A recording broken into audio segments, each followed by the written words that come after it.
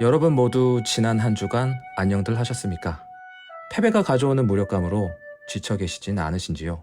왜 이런 힘든 일들은 우리에게만 벌어지는지, 도대체 언제까지인지, 정말 언제까지 우리가 인내해야 하는 건지, 우린 이 팀을 좋아한 죄밖에 없는데 힘든 고난이 멈추질 않는 것인지, 저 또한 지난 창원 원정을 다녀오면서 올라오는 길에 수없이 저에게 반문했던 질문들입니다.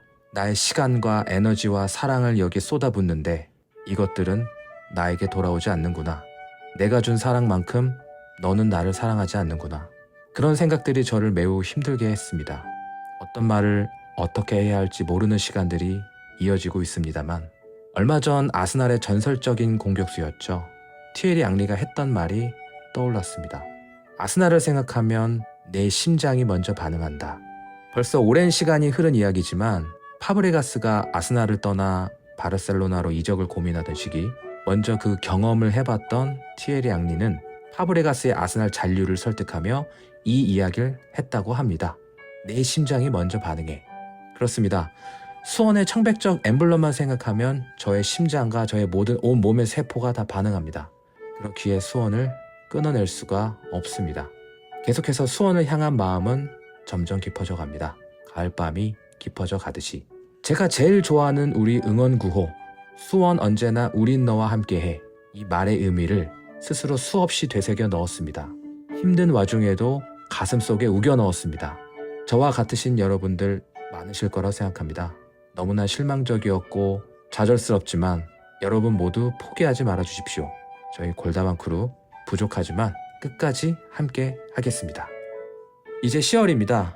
가을이 짧다고 하는데 이 흘러가는 가을밤, 오늘도 패널분들과 함께 수원축구 이야기 나눌 수 있어서 행복한 밤입니다. 나와주신 패널분들과 인사 나누도록 하겠습니다. 안녕하십니까? 안녕하십니까. 도끼를 품고 돌아왔습니다. 이 시대의 참 독설가 건웠습니다. 반갑습니다. 네, 반갑습니다. 네, 안녕하세요. 반버지와 싱크로에 매번 실패하는 청주 사는 계란 강윤입니다. 네, 강희님도 반갑습니다. 안녕하세요. 수원의 승강 플레이오프를 기대하는 서울 사는 개랑 브라이언입니다.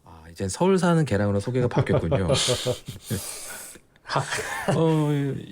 이렇게 세 분 다 나와주셨는데 경남 원정 패널분들이 경기 예측을 1대0, 2대0, 3대0으로 모두 승리하신다고, 그것도 이제 무실점 승리한다고 하셨는데 속된 말로 모같이 멸망했습니다.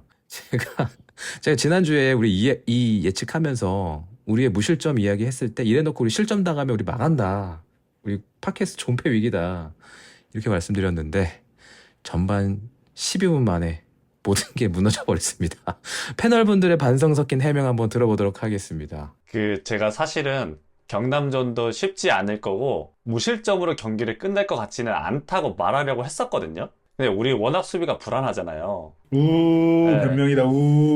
그런데 제가 성남전 스코어도 맞추고 부산전도 비기면 다행이다. 결국 진다고 말했는데 그것까지 맞췄잖아요. 그렇죠. 네. 그러니까 골 못 킬 것 같다 얘기하면 진짜 골을 못 킬 것 같은 거예요. 그래서 얘기를 저랑 카톡으로 많이 나눴어요. 네. 그래서 약간 역레발 한번 쳐본 건데 의미가 없었던 것 같고요. 제 말을 믿으셨던 분들께 심심한 사과의 말씀을 드리겠습니다. 예측이 뭐였죠? 1대0이었나? 네, 1대0이죠. 자, 1대0 나가리 되셨고요.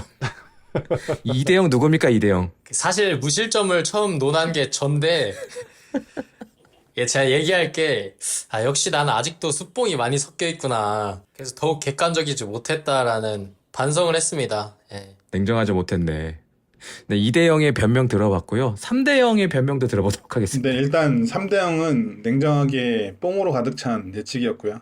근데 저는 좀 억울합니다. 네, 뭡니까? 이 수원과 경남의 동시 트릭쇼였어요. 왜 그렇죠? 그건 둘 다 맞아. 저를 속였는데 네. 우선 경남은 제가 프리뷰하기 위해서 봤던 경기들 중에 가장 잘했고, 그 다음에 수원은 뒤에 말하겠지만 이 선발 라인업부터 트릭의 대향연이었습니다. 누가 그랬더라? 세민이가 그랬나? 꼭 그런 경기에 우리 혈 뚫어준다고. 하필이면 계속 못하다가 우리 상대로만 이렇게 잘하나 싶더라고요.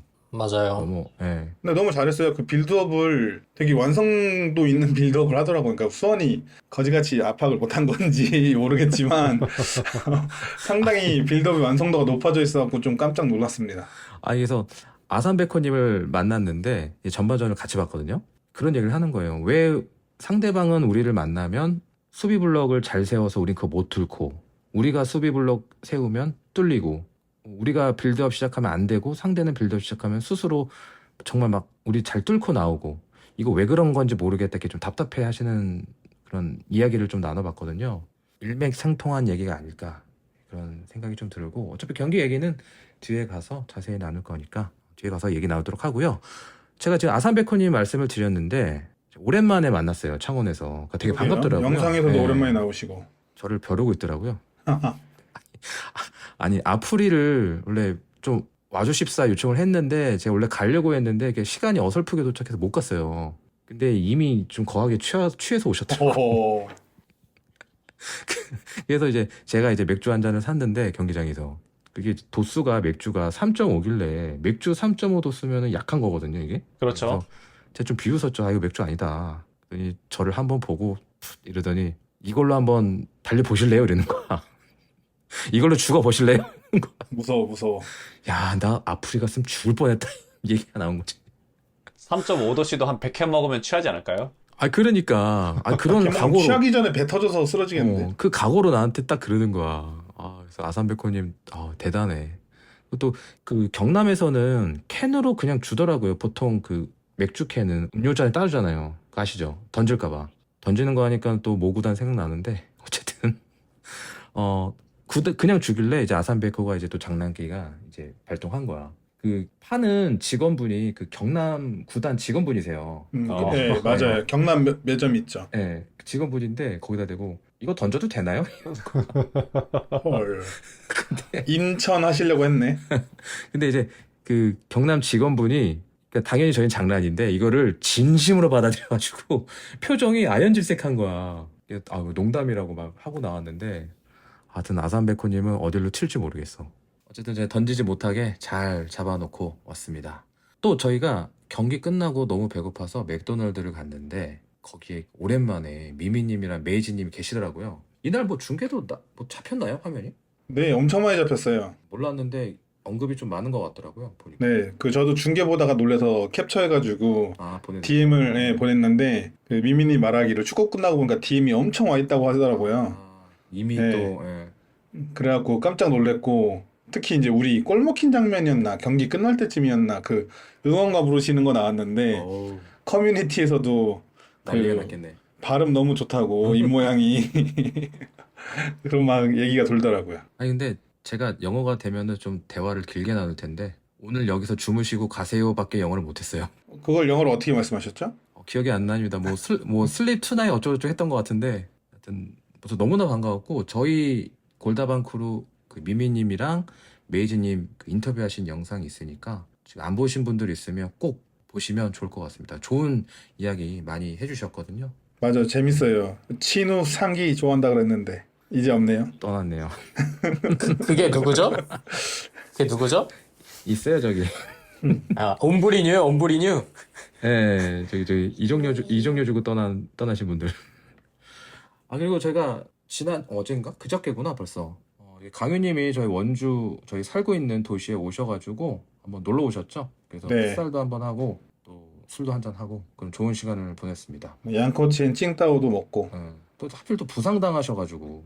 혼자 공차다가 이게 늙으면 몸조심을 해야 되는데 공찬다고 신나가지고 깝죽대고 혼자 공차다가 갑자기 골반이 삐끗해가지고 너무 아쉬웠습니다. 땀을 조금 다 못 빼고 가가지고. 예, 근데 너무 재밌었고, 이게 저희 회사 동호회랑 시합을 한 건데 저희 회사 동호회가 1군이 나왔어요.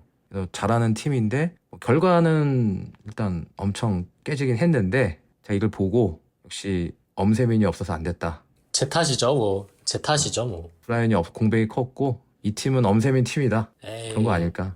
무슨 소리예요. 엄브리뉴. 하여튼 다음에 저희가 더 연습해가지고 저희와 이제 붙는 팀들은 사정없이 두들겨 팰 수 있도록 하겠습니다. 블루웨이랑도 하나요? 근데 블루웨이랑 한번 해보려고 제가 물어봤어요. 그러니까 인원은 나올 것 같은데 이렇게 막 뭐랄까 즐겨서 막 차고 그러시는 건 아닌 것 같더라고요. 그러시면 예. 오히려 더 좋은데. 빨리 해야겠는데 그럼 오히려 좋은데. 그래서 제가 어느 정도 좀 찼으면 좋겠는데, 그러니까 좀 어느 정도 이제 실력이 나왔으면 좋겠는데 이 얘기를 하니까 이제 아산베코가 비웃는 거야. 아니 근데 골다방 크루가 그렇게 뭐 썩 잘 차진 않잖아요. 우리 왼발에 구카즈키 현 늙은 배서준 건호스님이 있는데. 거기 팀에 저기 풋살하는 다들 있대요? 오, 풋살하는 다들 오. 있으시죠? 도발. 샌드바인데 뭐 긁히셨으면 원주로 원정 오시든가요. 아니 근데 그게 문제야. 풋살은 그렇게 의미를 많이 담아두진 않을 거예요. 지든 말든. 풋살 끝나고 뒤풀이에 목숨을 걸겠지. 아, 그럼 너랑 나랑은 죽습니다 이제. 아산베이커와 좌우로 끼고서 이제 막 죽을 겁니다. 그때쯤 저는 한약 먹고 있을게요. 어쨌든 플루웨이랑도 한번 풋살 차면 좋겠다는 생각을 해봐서 연내에는 꼭 한번 성사를 시켜봤으면 좋겠습니다. 어쨌든 골다바쿠루 저희 좀 만만하게 보시는 분들 신청해 주세요. 네, 연락 주시면 저희 풋살 준비하고 있으니까 언제든 다 이겨드릴게요. 참석이나 하세요. 왜 내가 오라고 하니까는 회식 잡혀갖고 못 온다고 하고 공백이 컸습니다. 이렇게 경기 뒷이야기 나눠봤고요. 이제 본격적으로 축구 이야기 한번 해보도록 하겠습니다. 이제부터 좀 마음 아픈 이야기를 많이 해봐야 할 것 같은데 벌써 9월 마지막 경기였네요. 그리고 장거리 원정도 사실상 올해 마지막이었던 것 같습니다. 창원으로 원정을 다녀왔는데요. 경남과의 원정 경기 각 패널분들의 짧은 소감부터 들어보도록 하겠습니다. 여보세요? 네, 승점 3점. 다음에 받으러 갈게요. 이렇게 준비를 해봤고요. 왜 승점 3점을 먼저 이야기했냐면, 우리가 맡겨놓은 것 같은 3점처럼 느껴지더라고요. 경남 경기가. 그래서 당연하다는 듯이 이렇게 말을 해봤어요. 그 다음에 받으러 온다는 거는 내년에도 2부에서 받으러 가야 된다는 얘기입니까? 이거는 열린 결말인데, 팽이가 돌아가는 느낌이다. 팽이가 멈추질 않습니다 지금. 말하는 대로 될지 안 될지 모르지만, 그렇게 될 것 같아서 했어요, 마지막은. 좋습니다. 다음에는 승점 3점 꼭 가지고 가겠다라는 의지가 반영된 소감이었고요. 이어서 들어보도록 하겠습니다. 네, 선발 라인업에서부터 경남과 수원의 경기력까지 모든 것이 다 예상 밖이어가지고 굉장히 당혹스러웠고요. 이 감독의 선택은 이해할 수 있는 부분이 있었지만 결과적으로는 실패했다고 보입니다. 그래서 이 혼란에 빠진 변성환호가 너무 오래 풍랑에 휩싸여 있는 게 아닌가. 막 좌초하고 있지 않는 것은 다행이지만 얼른 안정을 찾기를 바라야겠다라는 생각을 좀 했어요. 그러니까 이번 경기를 보시면서 좀 흔들렸다, 우리 팀이 네. 흔들렸다 이렇게 보시는 것 같고요. 마지막으로 건어스님의 소감평 들어보도록 하겠습니다. 초장부터 조지겠습니다. 염기훈 감독 시절에 N석의 조롱의 걸개를 다들 기억하시나요? 네, 네, 합니다. 감독님 오늘은 어땠나요? 이런 걸로 기억하는데요. 맞아요. 조만간 N석에 감독님 언제까지 변하실 건가요? 라는 걸개가 올라올 것 같아요. 네, 비기거나 진 경기 이후에 항상 변화를 주겠다고 인터뷰를 하시거든요. 그런데 맞아요. 그 변화가 긍정적이었냐? 그렇지는 않은 것 같아요. 강윤님 말씀하신 대로 마치 길을 잃은 난파선과 같은 느낌을 주거든요. 변화보다는 중심을 잡아야 하는 것이 아닌가 하는 생각이 들었던 경기였습니다. 아까 전에 저희끼리 사담 나눌 때는 건어스님이 계속 미소를 지으면서 웃으면서 얘기를 했는데 지금 이 이야기를 하시면서 웃음기를 싹 빼고서 정색하면서 웃음기 사라질 거야. 제가 이 페이스타임 할 때 제가 이 비디오를 끄려고 했어요. 이 얼굴을 보면서 절대 얘기 못할 것 같아가지고. 예, 그 정도로. 예. 네, 어쨌든 뭐 또 얼굴 보니까 또 약해지네요, 마음이. 지금 빠따 하나 들고서 말씀하시는 것 같습니다. 네. 정말로 좋지 못한 경기였는데 선발 라인업부터 우리 예상을 완전히 깨버렸어요. 우리 선발 라인업이 어땠길래 이런 얘기가 나온 건지 건어스님께서 어떤 우리가 전술과 어떤 베스트 라인업으로 들고 나왔는지 설명 좀 부탁드리겠습니다. 네, 일단 먼저 이날 선발 라인업을 잠깐 불러드리면요. 골키퍼의 양형모, 포백의 장호익, 고종현, 한호강, 이기재, 미들의 강현묵, 최성근, 이재욱, 박승수, 투톱의 파울리뇨와 뮬리치가 나왔는데요. 지난 경기와는 라인업은 물론 포메이션도 기존 4-3-3이 아닌 4-4-2로 나왔습니다. 그리고 몇몇 선수들을 제외하면 올 시즌 첫 선발이거나 정말 오랜만에 나온 선수들이 대부분이었습니다. 정말로 파격, 예상 외라는 그런 이야기가 나올 정도로 의아한 선발 라인업이지 않았을까 싶은데 가끔 변버지의 트릭이 나올 때가 있지만 전 솔직히 이해가 잘 안 갔었거든요. 이번 그 라인업과 포메이션이 과연 로테이션 때문에 그런 건지 아니면 선수들의 기강을 잡기 위해서 그런 건지 못 뛴 선수들에게 기회 아니면 또 전술적인 이유에서 이러한 선택을 한 건지 무슨 의도를 가지고 이런 라인업을 짜고 나왔는지 좀 궁금합니다. 어떠세요 좀? 우선 오랜만에 보는 선수들이 많았죠. 이재욱 선수, 또 최성근 선수의 부상 복귀, 고종현 선수도 선발로 나오고 풀백에도 장호익 선수가 이름을 올렸는데 정말 의외였잖아요. 보고 처음에 다들. 그렇죠. 예. 뭐 고종현 선수가 훈련에서도 보여준 것들이 많았나 봐요. 다른 선수들도 그렇고 그래서 변성환 감독님의 마음에 사로잡아서 이러한 중요한 시기에 선발로 기용되지 않았나 싶은데 전반전만 보고 얘기를 한다면 솔직히 전술은 경남의 2선과 1선한테 좀 수원이 먹어치워졌다고 생각이 들어요. 약간 우측 측면도 그 이민기 선수가 장호익 선수를 바짝 마킹해주면서 경남의 스토퍼였던 김영진 선수도 이제 중앙까지 올라오더라고요. 그래서 중앙 지향적이었던 그 강현묵 선수까지 맨마킹을 당해서 사실상 중원에 최성근 선수랑 이재욱 선수가 더욱 잡혀 있었고 그래서 쉽게 말해서 이 두 선수가 1차 압박을 풀어나가지 못하니까 강현묵 선수까지도 전달이 안 되는 거예요. 그래서 우리가 이제 묶여있으니까 백패스를 하는 게 많이 보였어요. 근데 우리도 두 줄 수비를 했는데 상대 센터백 빌드업 시작부터 우리 3선 중원이었던 이재욱, 최성근이 간격이 벌어지고 계속 공간이 비더라고요. 이렇게 해서 롱킥으로도 실점까지 이어지고 중앙으로 전진 패스 이어나가고 상대는 빌드업이 계속 잘 돼서 선취 실점이 어찌 보면은 더욱 말리게 됐던 것 같아요. 우리 경기력에 있어서도. 그렇다면은 변성환 감독님이 이런 선택을 한 것이 우리가 전술적으로 좀 뭔가 변화를 가져가기 위해서 그랬다 이렇게 보시는 건가요? 그러려고 했는데 경남이 준비를 잘했다라고도 솔직히 생각이 들긴 해요. 저는. 그러니까 우리가 이렇게 변화를 갖고 전술적으로 변화된 대응을 했지만 경남이 워낙 잘했다. 그래서 이렇게 후반에 보시는 거죠? 네 맞아요. 그래서 후반엔 조금 더 우리가 잘 풀어 나가긴 했다라고 봅니다. 다른 의견이 있는지 또 다른 분의 의견도 한번 들어보도록 하겠습니다. 네, 저는 이 부분에서 이 라인업에서 굉장히 의문이라서 새로 라인업에 올린 선수들을 좀 더 유심히 봤고 또 이번 팟캐스트를 준비하면서 경기를 여러 번 돌려보면서 다시 이해하려고 노력을 했는데요. 제가 이해한 바로는 어쨌든 기존 전술의 틀은 유지하면서 훈련에서 더 폼이 좋았던 선수를 기용한 게 아닌가 요 정도예요. 장호익 선수의 출전은 뭐 이시영 선수의 체력 안배를 위한 선택이었다는 것들은 다들 이해하실 테고 화제가 된 고종현과 최성근 또 박승수 선수의 투입은 그 위치에서 가장 좋은 폼을 가졌던 선수들이기에 한 선택이라고만 이해하고 있습니다. 뭐 그 선수들을 이용해서 큰 폭의 변화를 가져간 건 또 아니긴 했으니까요. 이어서 건어스 님도 코멘트 해주시죠. 저는 최근에 일주일 사이에 3경기를 했기 때문에 로테이션이 필요했던 것은 맞다고 생각을 해요. 다만 이렇게까지 큰 변화를 줄 만큼 수원이 여유로운 상태가 아니라고 보거든요. 우리가 아는 유럽의 그 어떤 팀도 박싱데이에 이렇게 극단적인 라인업의 변화를 주진 않습니다. 그렇죠. 네. 예, 그렇죠. 그때는 진짜 다 그냥 체력 갈고 시작하는 거거든요. 그런데 승점 1점이 아쉬운 수원이 이런 식으로 로테이션을 가져간다? 저는 도대체 무슨 의도였는지 제가 오히려 감독님께 묻고 싶을 지경입니다. 역시나 제일 강하게 말씀하시대요. 감독님 오늘 어땠어요? 어땠어요? 이 경기 전에 그 변성환 감독님 인터뷰 내용을 좀 보면 고종현 선수도 이제 본인을 찾아와서 이제 본인 너무 좋고 잘 하고 있는데 경기 뛰고 싶다 이런 얘기를 했다고 해요. 그러면서 올라오는 실력은 비슷한데 이제 아무래도 경험 많은 선수들을 선택하다 보니 좀 뒤로 밀었다라는 얘기가 나왔거든요. 그리고 나서 바로 고종현 선수가 선발로 나왔어요. 이런 부분에서 간절했던 선수들에게 기회를 주고자 했던 그런 목표는 없었을까요? 일단 그런 걸 떠나서 경기에서의 빌드업은 좀 잘 안 되는데 선수 출전에 대한 빌드업은 잘 쌓아놓으셨다는 생각이 들고 이게 너무 좀 네.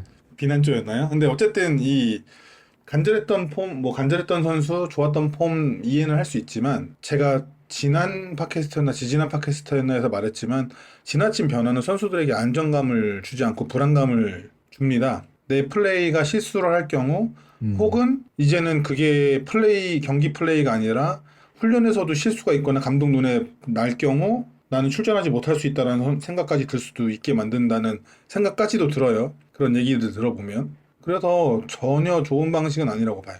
우리가 지려고 경기를 준비하진 않잖아요. 그러니까 이 파격적인 라인업이든 뭐든 이기려고 분명히 나름 생각도 많이 하고 고민도 많이 하고 회의도 하고 해서 이 라인업으로 들고 나왔을 텐데 그렇다면 이 라인업이 성공했다라고 봐야 될까요? 뭐 전술적이든 뭐 뭐든 간에 효과가 있었다고 봐야 할지, 감독님이 의도한 바대로 된 건지 좀 이런 것이 좀 궁금합니다. 저는 일단 결과론적으로 말하면 완벽한 실패라고 생각을 하고요. 완벽한 실패. 네. 예.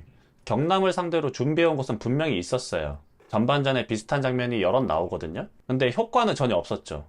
특히나 파울리뉴의 세컨톱 위치, 강현묵 선수의 우윙 기용은 특히나 좀 의아했는데요. 저게 선수들한테 맞는 옷인가라는 생각이 계속 들었습니다. 예, 저희가 언제 했던 얘기죠? 염기훈 감독 때 했던 얘기입니다. 맞습니다. 예, 예. 그리고 경기가 잘 풀리지 않으니까 결국 30분, 전반 30분 정도에는 강현묵 선수하고 파울리뉴 선수의 위치를 바꾸면서 다시 4-3-3으로 변경을 하거든요. 실패했다는 걸 인정한 거죠. 그렇죠. 그러니까 예. 예, 비하인드 영상에서 왜 훈련 때 하던 걸 경기에서 못하냐라고 하시던데, 아, 그 말이 화제가 됐죠. 예, 아니, 오픈북 시험이랑 블라인드 테스트랑 어떻게 똑같을 수가 있나요? 그 참 어이없는 발언이라고 생각을 하고, 염기훈 감독 시절에 저희가 매번 하던 얘기인 것 같은데, 제발 우리가 좀 잘할 수 있는 전술을 좀 준비하셨으면 좋겠다는 생각을 많이 했습니다. 자주 건너스님이 주장하시는 의견이죠. 예. 우리가 좀 할 수 있는 위주대로 좀 짰으면 좋겠다라고 한 부분이었고요. 강현님 의견도 한번 들어보도록 하겠습니다. 네, 저는 가장 먼저 박승수 선수의 출전을 좀 이야기해 보려고 하는데요. 네. 예, 제가 이해한 변성환 감독 부임 이후 우리의 공격수 중 가장 중요한 위치는 좌측 측면 공격수입니다. 그 자리에서는 공격수에게는 솔로 플레이를 통해서 상대를 흔들며 기회를 창출해야 하는 역할을 부여하기 때문인데요. 감독이 선택이 틀리지는 않았던 것이 박승수 선수의 폼이 나쁘지는 않았습니다. 이 볼을 소유하면서 지속적으로 상대를 흔드는 시도를 했죠. 하지만 감독이 선택이 옳았냐라고 보면 그것은 또 아닙니다. 이게 궤변 같아 보일 수 있지만 권호스님이 말씀하신 그런 것과 비슷한 궤인데요. 왼쪽 측면 자원 중 가장 폼이 좋았기에 뽑았다고 하면 폼이 좋았던 건 사실이니까 선택은 맞았죠. 근데 그 좋은 폼이 경기 내에서 효과적이었냐라고 보면 그건 아니다라고 저는 말씀드리고 싶은 거죠. 우선 박승수 선수는 경남과의 경기에서 슛을 기록하지는 못했습니다. 돌파 후 마무리에 강점이 있는 선수를 사용한 것 치고는 굉장히 아쉬운 결과고, 근데 또 이 선수의 폼이 좋았던 건 사실인 게 교체 포함해서 올 시즌 9경기에 출전해서 37개의 공격 진영 내 패스를 성공하고 있거든요, 박승수 선수가. 또 그렇군요. 네, 경기당 4개 수준으로 하고 있는데 이날 경기에서는 10개의 공격 진영 내 패스를 성공시켜요. 평균 4개를 성공시킨 선수가 10개 성공시켰으니까 선수의 폼 자체는 좋았다 라고도 할 수 있는 거죠. 성공률도 90%예요. 11개 정도 시도해서 10개 정도 성공했다는 뜻이죠.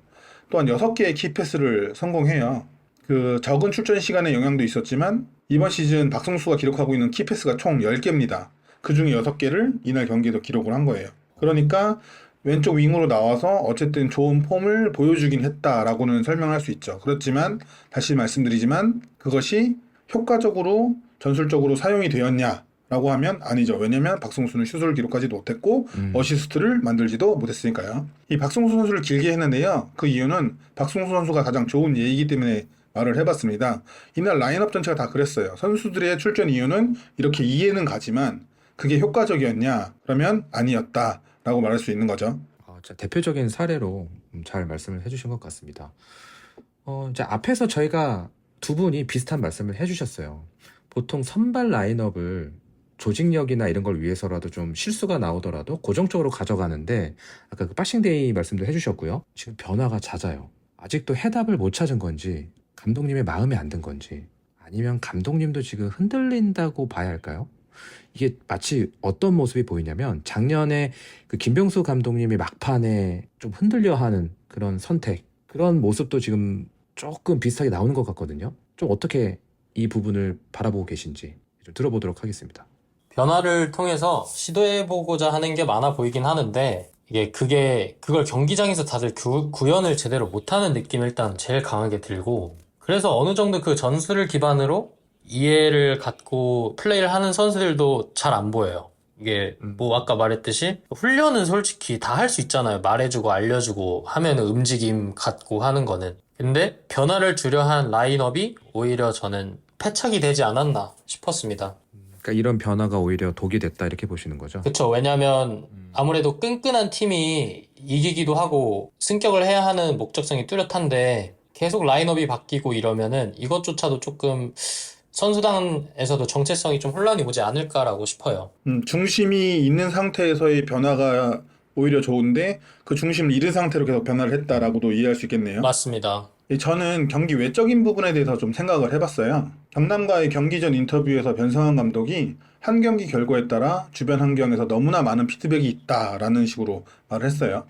저는 이 점을 주목했는데요. 예, 예. 제가 경기들을 돌아올 때 나름 좋은 경기, 뭐 이유 있는 경기를 보이던 수원이 경기력 측면에서 어려움을 빠졌던 것이 지난 25라운드 김포전부터라고 봅니다. 김포의 고정원 감독이 우리의 사이드 플레이를 제어하는 좋은 대응을 준비해왔고 우리가 거기에서 크게 고전을 했었죠. 그쵸, 그때부터 흔들렸죠, 계속해서. 네, 그리고 그 이후부터 우리가 주 무기로 삼았던 사이드 공격에 대응하는 팀들이 생겨납니다. 이제 여기서부터 수원의 어려움이 시작되는데 제가 추론을 해보자면 이건 추론입니다. 그 네, 인터뷰를 보고 나서 네. 제가 생각하는 변성환 감독 나름의 변화를 시도했지만 그것이 효과를 보지는 못하는 상황에서 주변에서의 피드백들이 감독에게 전달되기 시작하고 감독이 그걸 무시하기는 어렵기 때문에 혼란에 빠진 것은 아닌가라고 생각을 해봐요. 지금 수원의 구조를 보면 단장부터 전력 분석팀, 감독 및 코치진까지 수원에 최소 4명의 P급 지도자가 있습니다. 피드백을 하는 주변이 구체적으로 누구인가는 밝혀지지 않았지만 감독이 주변에서 많은 피드백을 받을 상황에 놓여 있는 것은 사실입니다. 그 피드백들로 인해서 감독이 중심을 잡지 못하는 것이 아닌가라는 추론을 지금 하고 있는 거예요. 물론 변상환 감독을 옹호하는 것은 아닙니다. 결국 팀의 감독이 되었다는 것은 그런 피드백 속에서 본인이 중심을 잡아야 하고 아무리 피드백이 있더라도 자신이 세운 기준이 있다면 그 밀고 나가야 할 뚝심이 있어야 합니다. 근데 그 피드백에 본인이 흔들리고 있다면 그건 감독의 역량 문제이기도 하죠. 하지만 제가 지금 설명한 건 이럴 수 있는 상황이다. 우리가 계속적으로 이 변성환 감독이 변화를 주고 있는 상황에 대해서 이해를 못하고 있잖아요. 그걸 이해해보기 위해서는 이런 추론도 해볼 수 있겠다라고 생각해서 드려보는 말씀입니다. 그러니까 여러분들 오해는 없으셔야 되는 게 저희가 무슨 루머를 들었거나 그런 건 아니고요. 네, 인터뷰나 정황상 또 저희가 그 가지고 있는 그 배경상 이러한 부분이 있을 수 있겠다라는 그 저희의 합리적인 추론입니다. 그래서 그 부분에서 이런 시각도 있을 수 있다.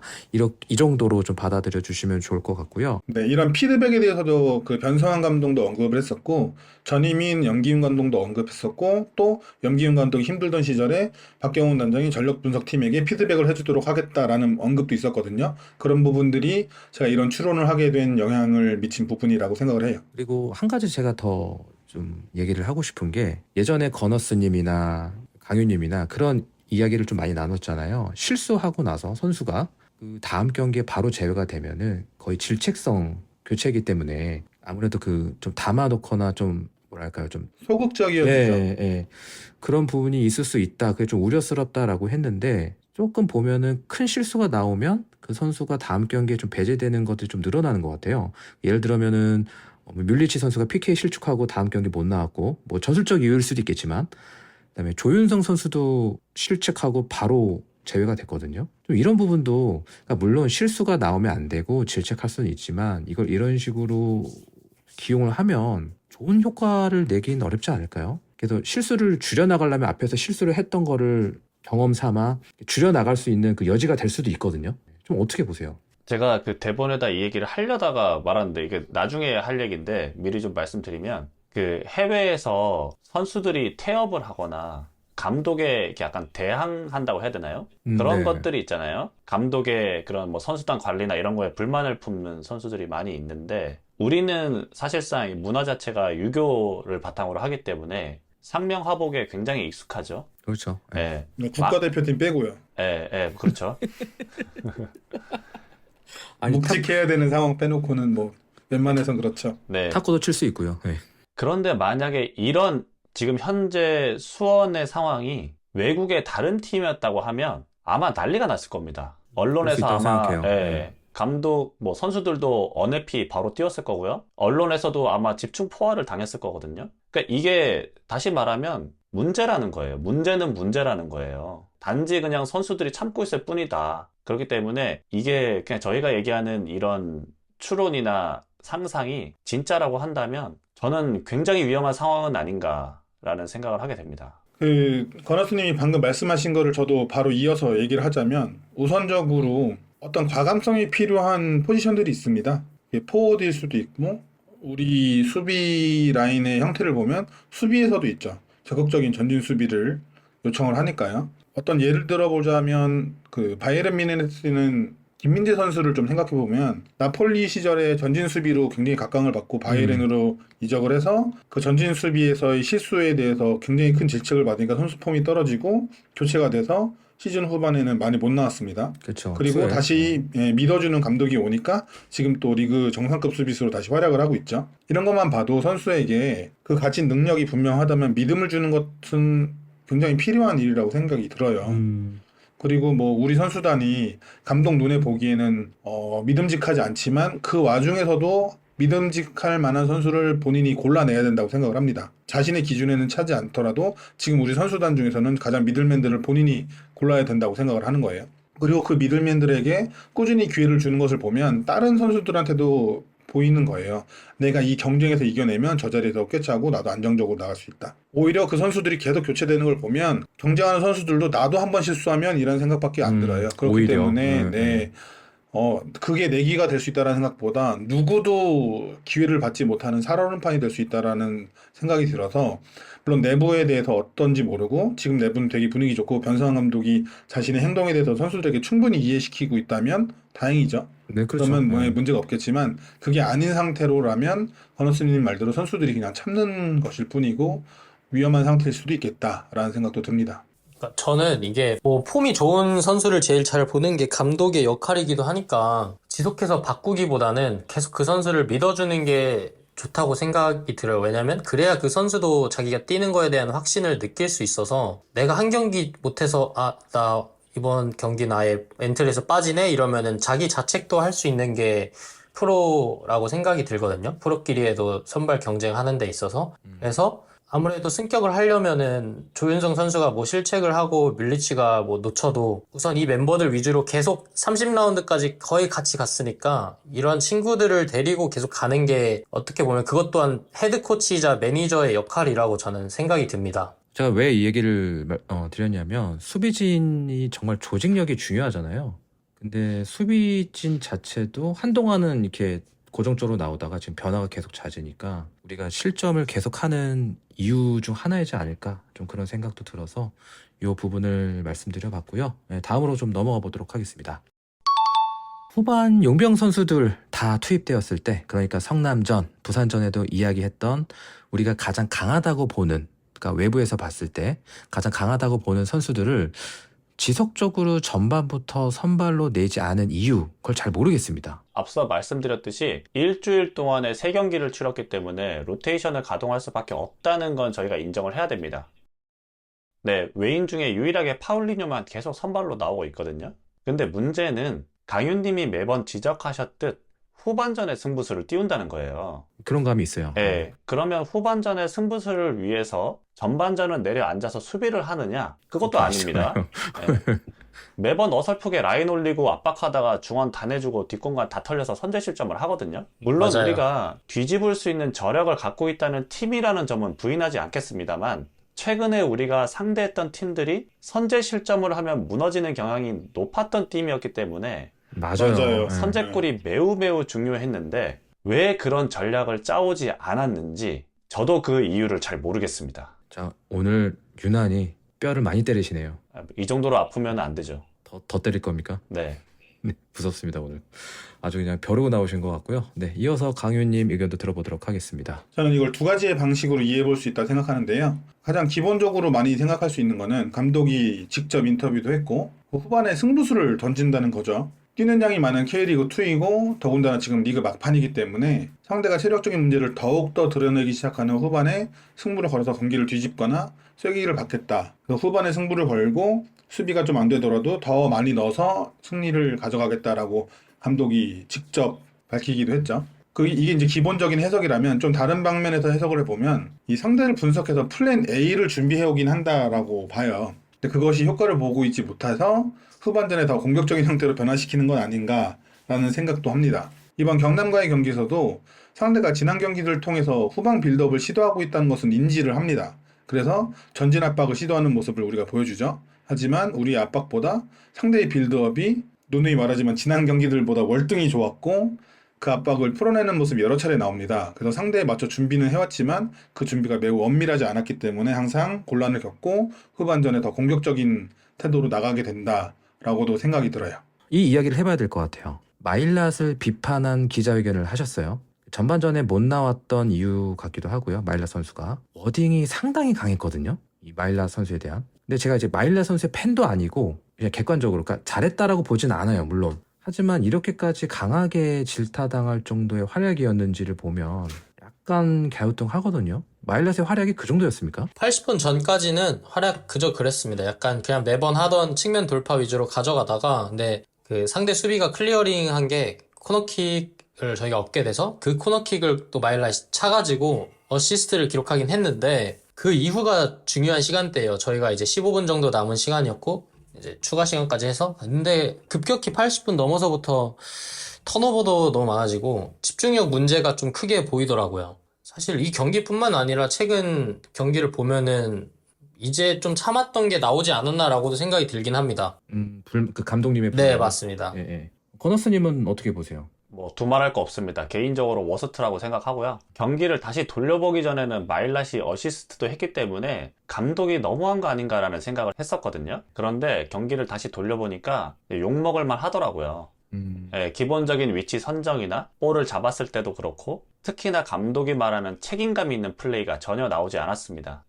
예, 그래서 최근에 경기에서 왜 이 선수가 선발 엔트리에 들지 못하고 교체로만 나왔는지 그 이유를 정확히 알 수 있었던 경기였다고 생각합니다. 하나만 더 나가서 자, 박승수를 마일랏과 비교해서 칭찬을 했는데 박승수 선수도 이날 잘하긴 했지만 피지컬적으로 밀리는 모습도 있었고 판단이 늦어가지고 상대 수비진에 막히는 모습도 많이 보여줬거든요. 그러니까 무리한 장면도 꽤 나왔단 말이에요. 하지만 박승수 선수는 칭찬을 많이 했고 또 그간의 수원 팬분들이라면 아시겠지만 뮬리치의 부진에 대해서는 외부적으로 이런 인터뷰를 한 적이 없었거든요. 그럼 뮬리치는 책임감 있는 플레이를 한 건지 좀 이런 어떻게 보면 좀 편파적이지 않았나라는 의견도 있을 수 있습니다. 이거는 어떤 의도가 있을까요? 저는 개인적으로 마일랏에 대한 인터뷰만 보면은 변성환 감독이 좀 많이 실망을 했습니다. 예, 사람마다 생각이 다르기에 저와 다른 의견들을 충분히 존중함을 먼저 밝히고 제 의견을 이야기하자면 저는 굳이 공개된 자리에서 선수에 대한 비판을 할 필요가 없다고 생각을 해요.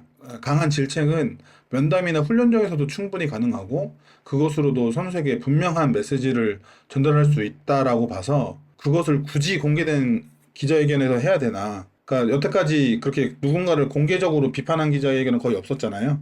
그렇기 때문에 저는 변성환 감독을 좀 높게 평가했었는데 선수 탓을 하지 않는 사람이다라고. 근데 갑자기 여기서 이래버리니까 좀 실망스럽고 또 훈련장이나 이런 데서 선수의 폼을 분명히 봤을 텐데 그것을 투입하기로 결정한 건 감독 본인이잖아요. 그 선택에 대한 아쉬움이 아니라 선수의 활약에 대해서 얘기하는 건 굉장히 실망스러운 부분이 아닌가라는 생각을 저는 했습니다.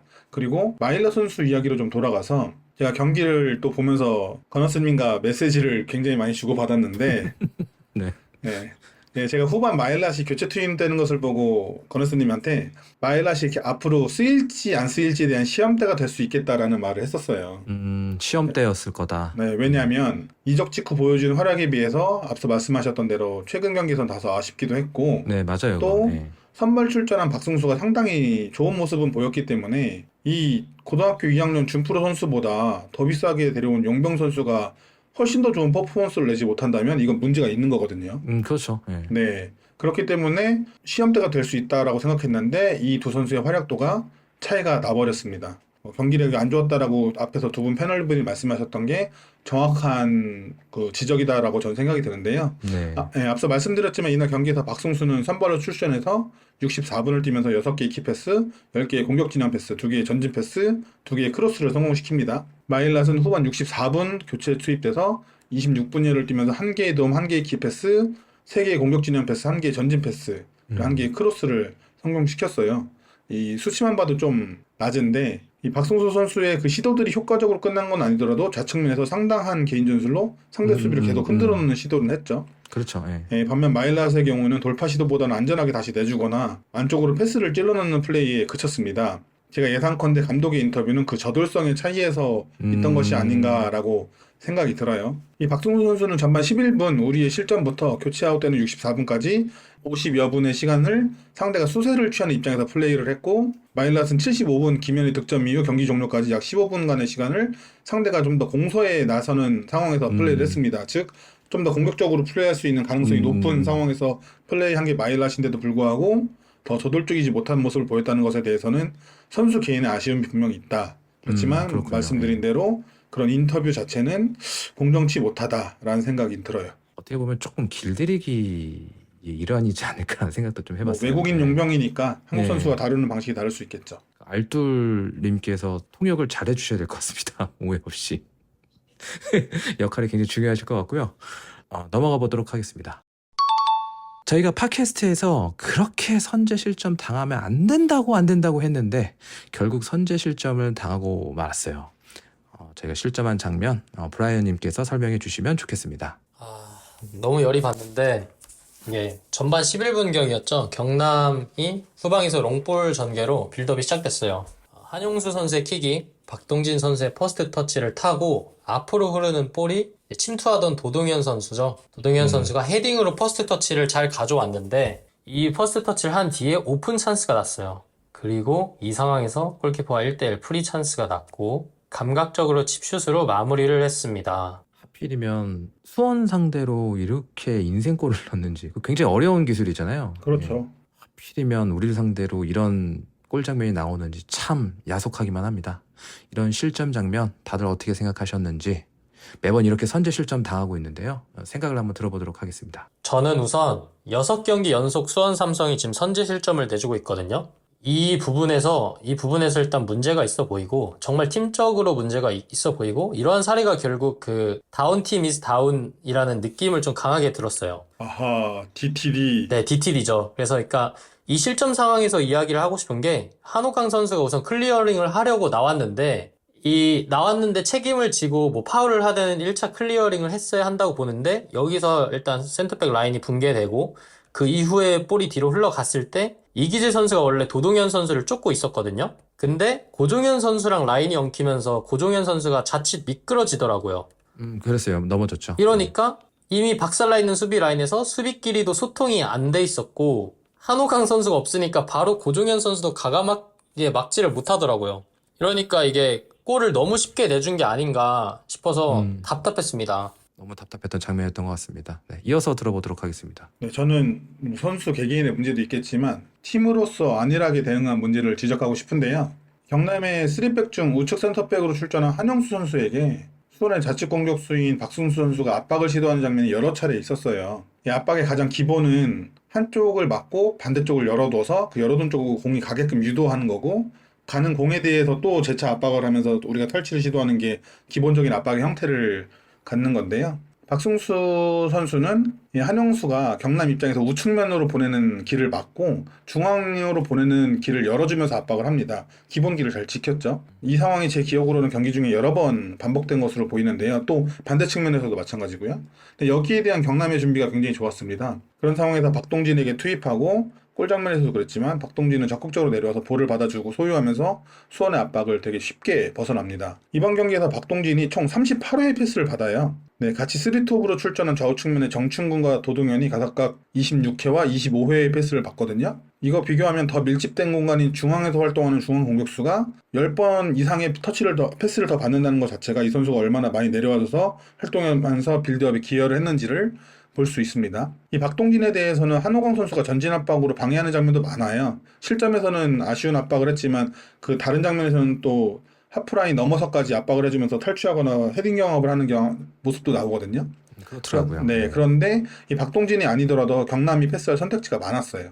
즉 수원의 팀 단위 압박이 제대로 준비되지 않았다는 겁니다. 예, 그렇기 때문에 실점 장면은 경남의 빌드업을 제대로 제어해내지 못하고 애매한 압박으로 뒷공간을 내준 게 문제가 컸고 팀 단위에서의 준비가 아쉬웠습니다. 뭐 예를 들면 한호광이 그게 전진을 할 거라는 게 예상이 된다면 그것을 미리 인지하고 있어야 되는 게 중앙 미드필더예요. 근데 최성근 선수는 거의 뛰지 않는 모습을 보여주죠.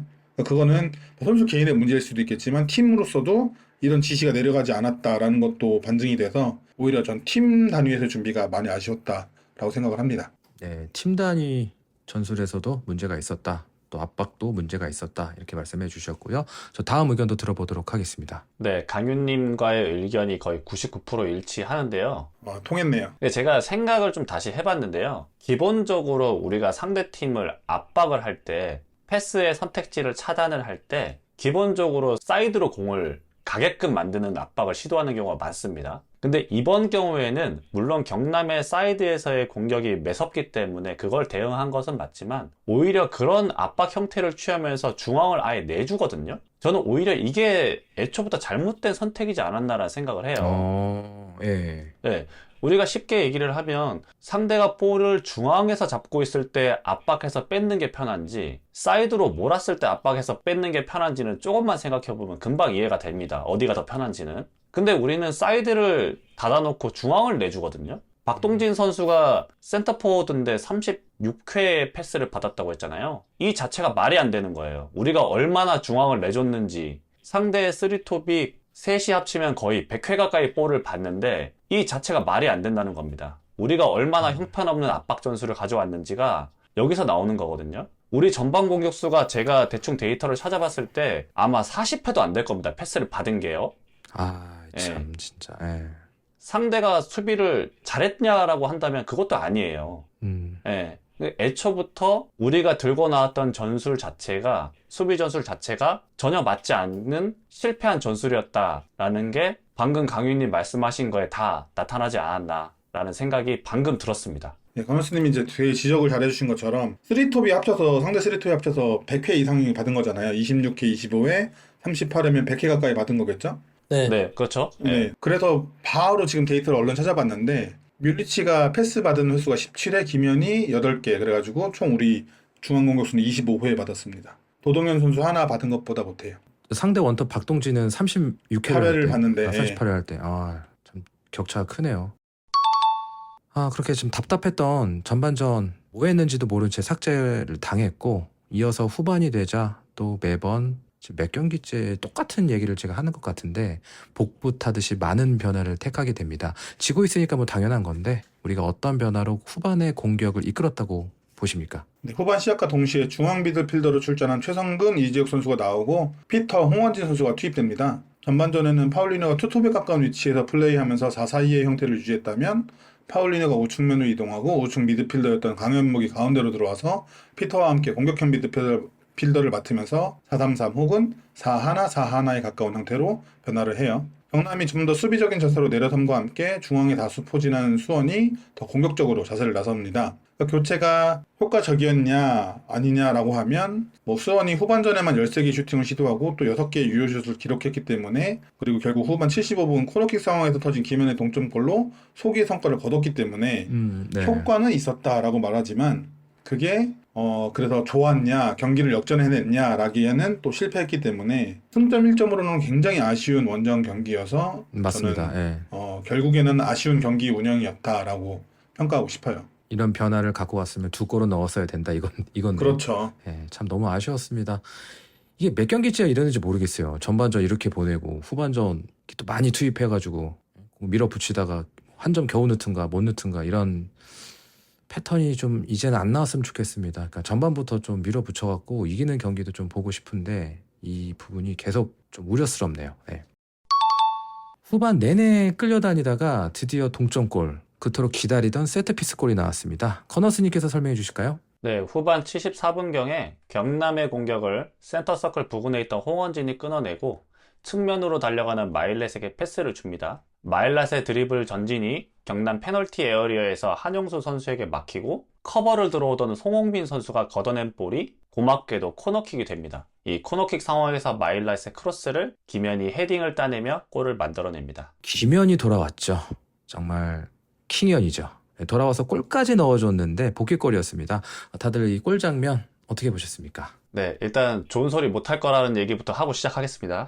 그래요? 네, 일단 이 골 장면이 우리가 네. 준비한 세트피스에 의한 득점인가에 대해서는 이날 수원의 코너킥이 한 개였기 때문에 확답을 할 수는 없지만 얻어걸린 골은 아니라고 생각을 해요. 다만 그러면 이날 김현 선수가 좋은 활약을 했냐라고 한다면 그렇지는 않습니다. 또 그랬습니까? 네, 우리가 김현 선수에게 기대하는 플레이가 뭐죠?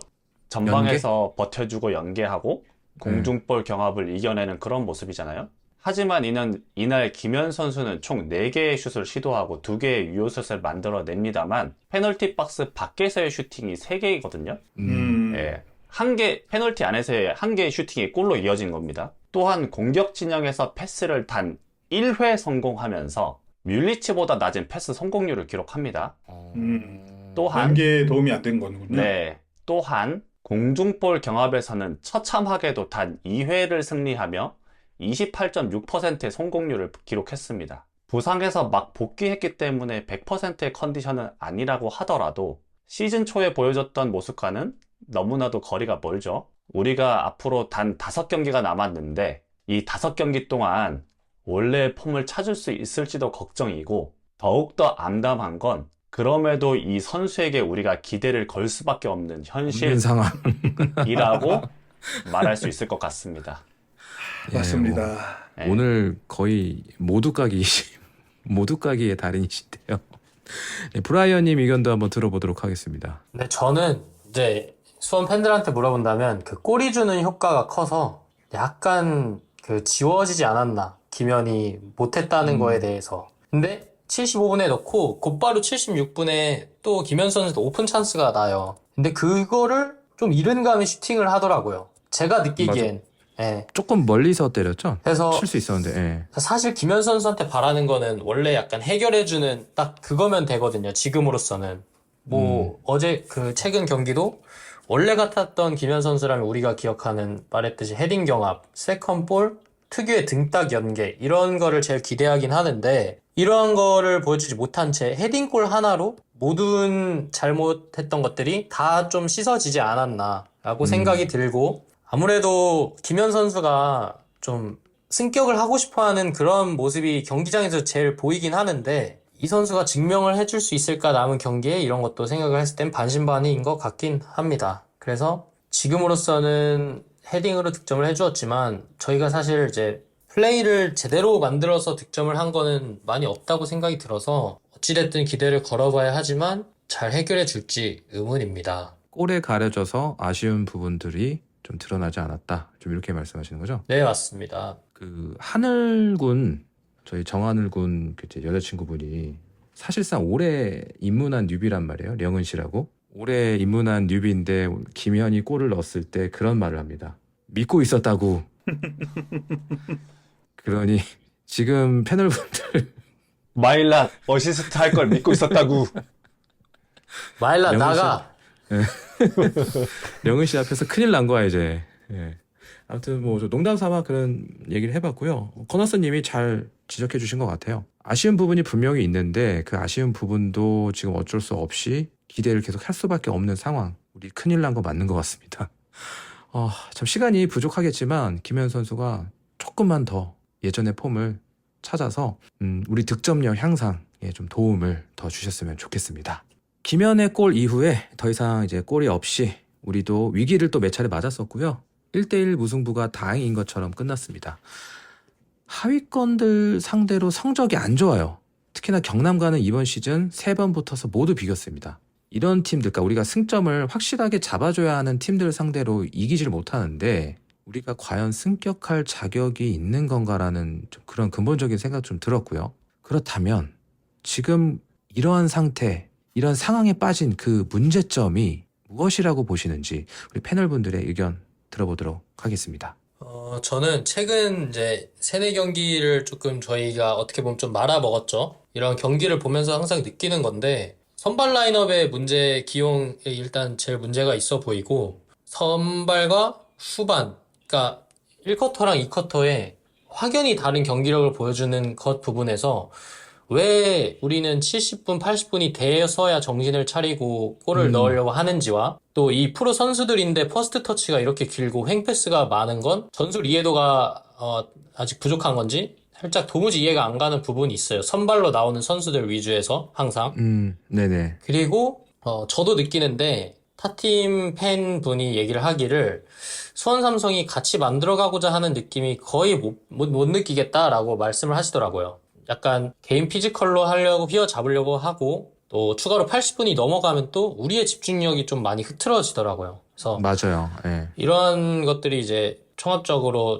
생각을 했을 때 최근 이제 3-4경기, 길게는 5경기 정도가 계속 실점을 하고 하는데 문제점이 있다고 봅니다.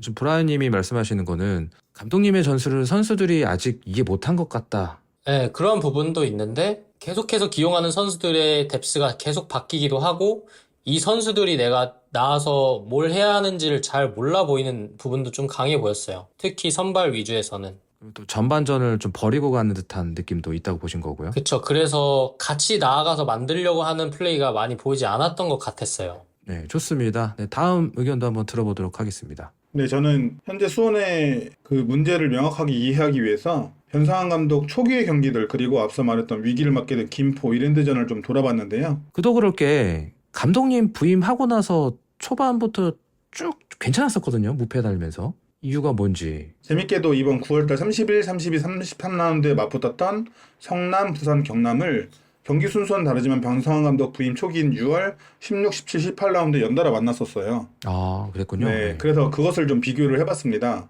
제 경기들을 보면서 가장 크게 달라진 점으로 느낀 것은 선수들의 간격이었어요. 그래서 이거를 지표를 찾아보니까 지표로도 좀 드러났는데 변상환 감독 부임 첫 경기인 16라운드 부산 원정에서는 수원이 중거리 패스를 153개를 기록합니다. 이 중거리 패스는 지난번에도 제가 말씀드렸지만 15m 이상, 30m 이하의 거리를 연결한 패스예요. 15m 이하로 가면 단거리 패스, 숏패스가 되고 30m 이상의 거리를 연결시키면 롱패스가 됩니다. 32라운드 미르에서 열린 부산과의 경기에서 수원은 218개의 중거리 패스를 기록해요. 65회의 중거리 패스가 증가를 합니다. 17라운드 창원 원정에서 수원이 기록한 중거리 패스는 152개, 이번 33라운드에서는 171개로 약 20여 개 증가를 했고요. 빅버드에서 열린 18라운드 성남과의 경기에서는 174개, 31라운드 탄천 원정에서는 231개의 중거리 패스를 시도했습니다. 57개가 늘어났죠. 전체적으로 중거리 패스 숫자가 늘어난 추세예요. 그래서 지금 수원이 중거리 패스 숫자가 1위입니다. 전체. 이 중거리 패스가 늘어난다는 것은 제가 저번에도 말씀드렸지만 패스 길이가 길수록 끊길 위험이 있기 때문에 굉장히 위험해지기도 해요. 그 빌드업을 하는 팀일수록 중거리 패스가 늘어나는 것이 그렇게 좋은 지표는 아닙니다. 롱패스는 다른 식으로 설명을 할 수 있어요. 전환 패스가 될 수 있기 때문에 롱패스가 많다는 것이 꼭 나쁘게 보지는 않지만 빌드업을 하겠다라는 축구를 하는 팀이 중거리 패스가 많다는 것은 좀 위험하기도 하고 또 이 패스가 늘어났다는 것을 또 다르게 설명하면 전방의 다수의 선수를 포진시키지만 지속되는 수비 불안 때문에 수비 라인이 점점 뒤로 물러나면서 최전방과 최후방 사이 간격이 늘어나고 있고 이것이 중거리 패스 숫자의 증가로 확인된 것이 아닌가라고 저는 추측을 하는 겁니다. 저는 이 상황을 실점은 여전히 제일 적은 수준으로 하고 있지만 저조한 득점으로 인해서 실점에 대한 부담을 크게 느끼면서 이 전체적인 형태가 흐트러지고 있기 때문에 이런 모양새가 나온다고 생각을 해요. 그래서 결국 감독이 과감하게 결정을 해야 한다. 이랜드처럼 비록 실점을 하더라도 라인을 더 올려서 타이트하게 해서 공격하는 형태로 나갈 건지 아니면 전반전부터 최대한 지키다가 지금 하고 있는 대로 후반전에 승부수를 던질 거면 전반전에 좀 지키고 아, 그렇죠. 예. 예, 후반전에 승부수를 던져서 승점을 챙기는 좀 수비적인 형태로 나갈 것인지를 감독이 좀 선택해야 된다. 한쪽을 포기하더라도 과감하지 않으면 양쪽 모두를 잃을 수 있는 시기이기 때문에 이 변 감독의 과감한 결단이 필요한 시점이다라고 말씀드리고 싶어요. 이도저도 아닌 상황이 될 수 있다. 좀 이렇게 보시는 거잖아요. 네. 네, 그렇습니다. 일단 제 얘기를 하기 전에 강윤님 말씀하신 거에 좀 보충으로 말씀을 드리면 저희가 중거리 패스가 늘어나는 거는 딱 두 가지 이유입니다. 첫 번째는 상대가 중앙을 틀어 막았기 때문에 어쩔 수 없이 우리가 사이드에서 빌드업을 시작할 수밖에 없었기 때문이기도 하고요. 두 번째는 제가 앞으로 얘기를 할 건데요. 처음 변상환 감독 처음 부임했을 때 가장 많이 보였던 게 김보경 선수가 내려와서 빌드업에 적극적으로 가담을 해주거든요. 지금은 맞아요. 피터 선수가 네. 그 역할을 해줍니다. 그런데 최근 몇 경기를 보면요. 중원에서 패스를 받아주는 사람이 아예 없어요.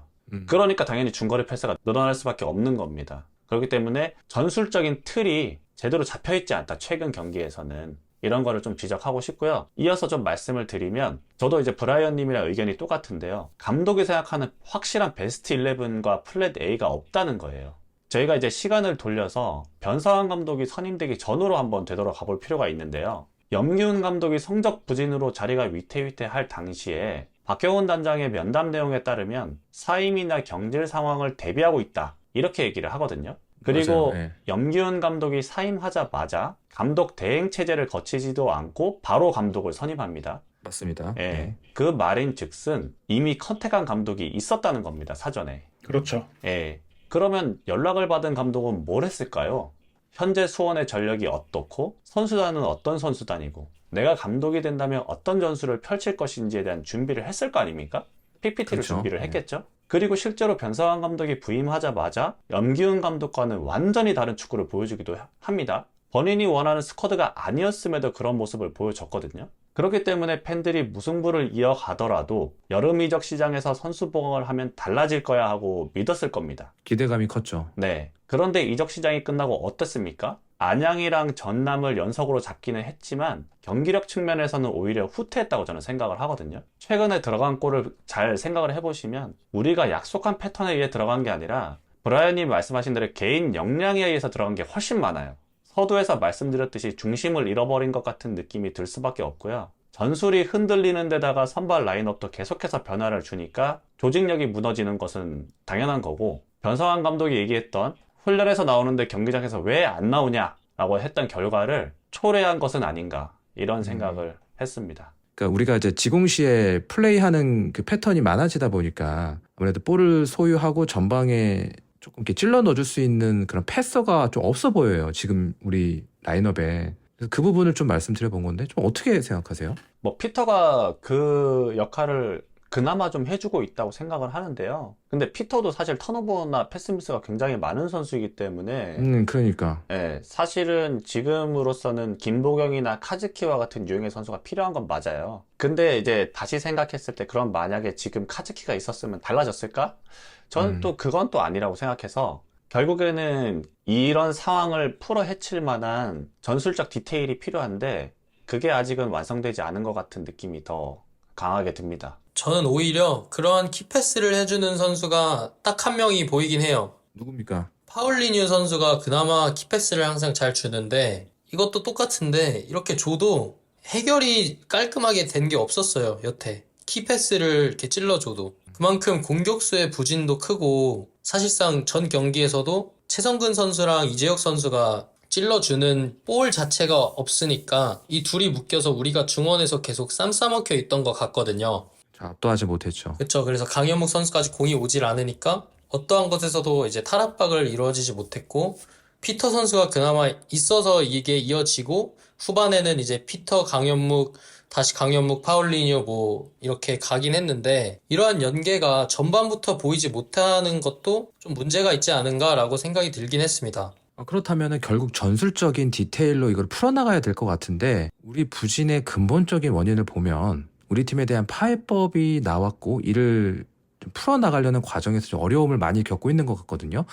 그렇다면 우리 감독님이 어쨌든 프로에서 초보 감독이라서 그런 어려움을 겪고 있는 건 아닌지 그런 생각도 좀 듭니다. 네, 저도 어느 정도 동의를 하는 게 이제 변성환 감독의 가장 주요했던 커리어는 청소년 대표팀 감독이잖아요. 그렇죠. 네, 그럼 청소년 대표팀 감독이 청소년 대표팀 감독 시절의 경험이 지금 수원을 이끌어가는 데 있어서 가장 크게 작용을 할 텐데 그거를 생각해보면 뭐 변성환 감독이 지금 흔들린 게 또 이해가 되기도 합니다. 왜냐, 그 청소년 대표팀 등 대표팀 감독은 오랜 시간을 소집해서 훈련한 뒤에 짧은 기간 동안 대회를 치르고 해산을 해요. 그죠? 네네. 네, 그렇기 때문에 그 뭐 지금 말하는 훈련장에서 증명해라라는 것이 통용될 수 있어요. 선수들 내부에서.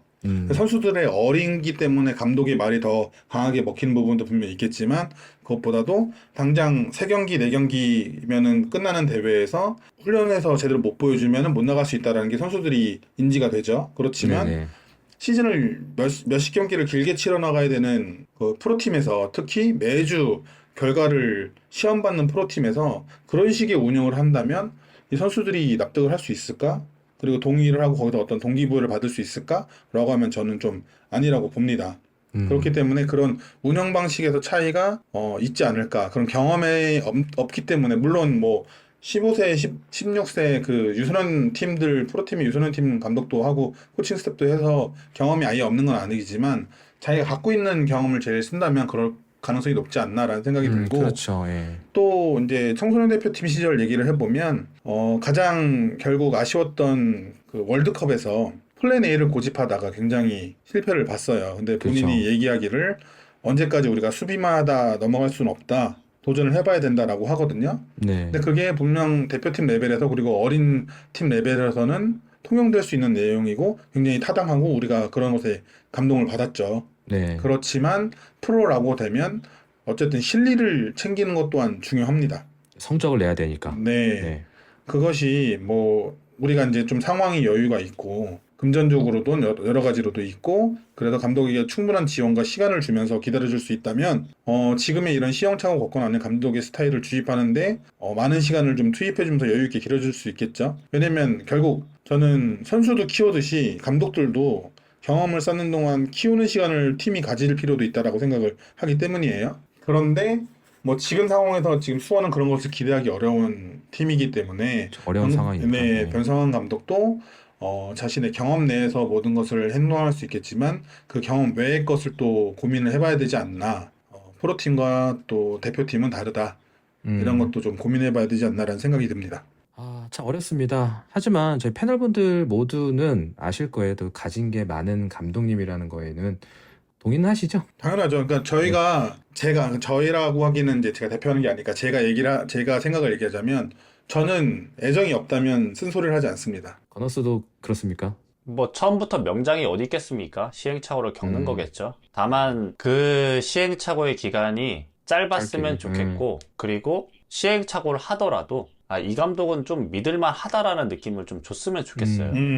그것도 중요하죠. 부임 초기와 같이 지금은 좀 사실은 좀 그렇습니다. 저는 이게 객관화가 잘 되는 게 중요하다고 생각을 해서 지금 우리가 안 되고 이제 내가 부족한 게 뭔지를 잘 알고 수용을 해서 받아들이는 게 중요하다 생각을 하기 때문에 이러한 것도 감독의 역량이지 않을까 싶어서 나쁘게 보진 않습니다. 아무튼 저희가 또 많은 기대를 하고 있는 감독님이고 또 여기서 또 지금의 코칭 스태프가 무너진다면 사실상 또 수원이 어디까지 또 나락으로 갈지 모르겠습니다. 그래서 절대 무너져서는 안 되는 현 코치진이지 않을까 좀 그런 생각도 해봤고요. 건어스님 말대로 지금의 이런 시행착오 기간이 제발 짧기를 바라는 마음입니다.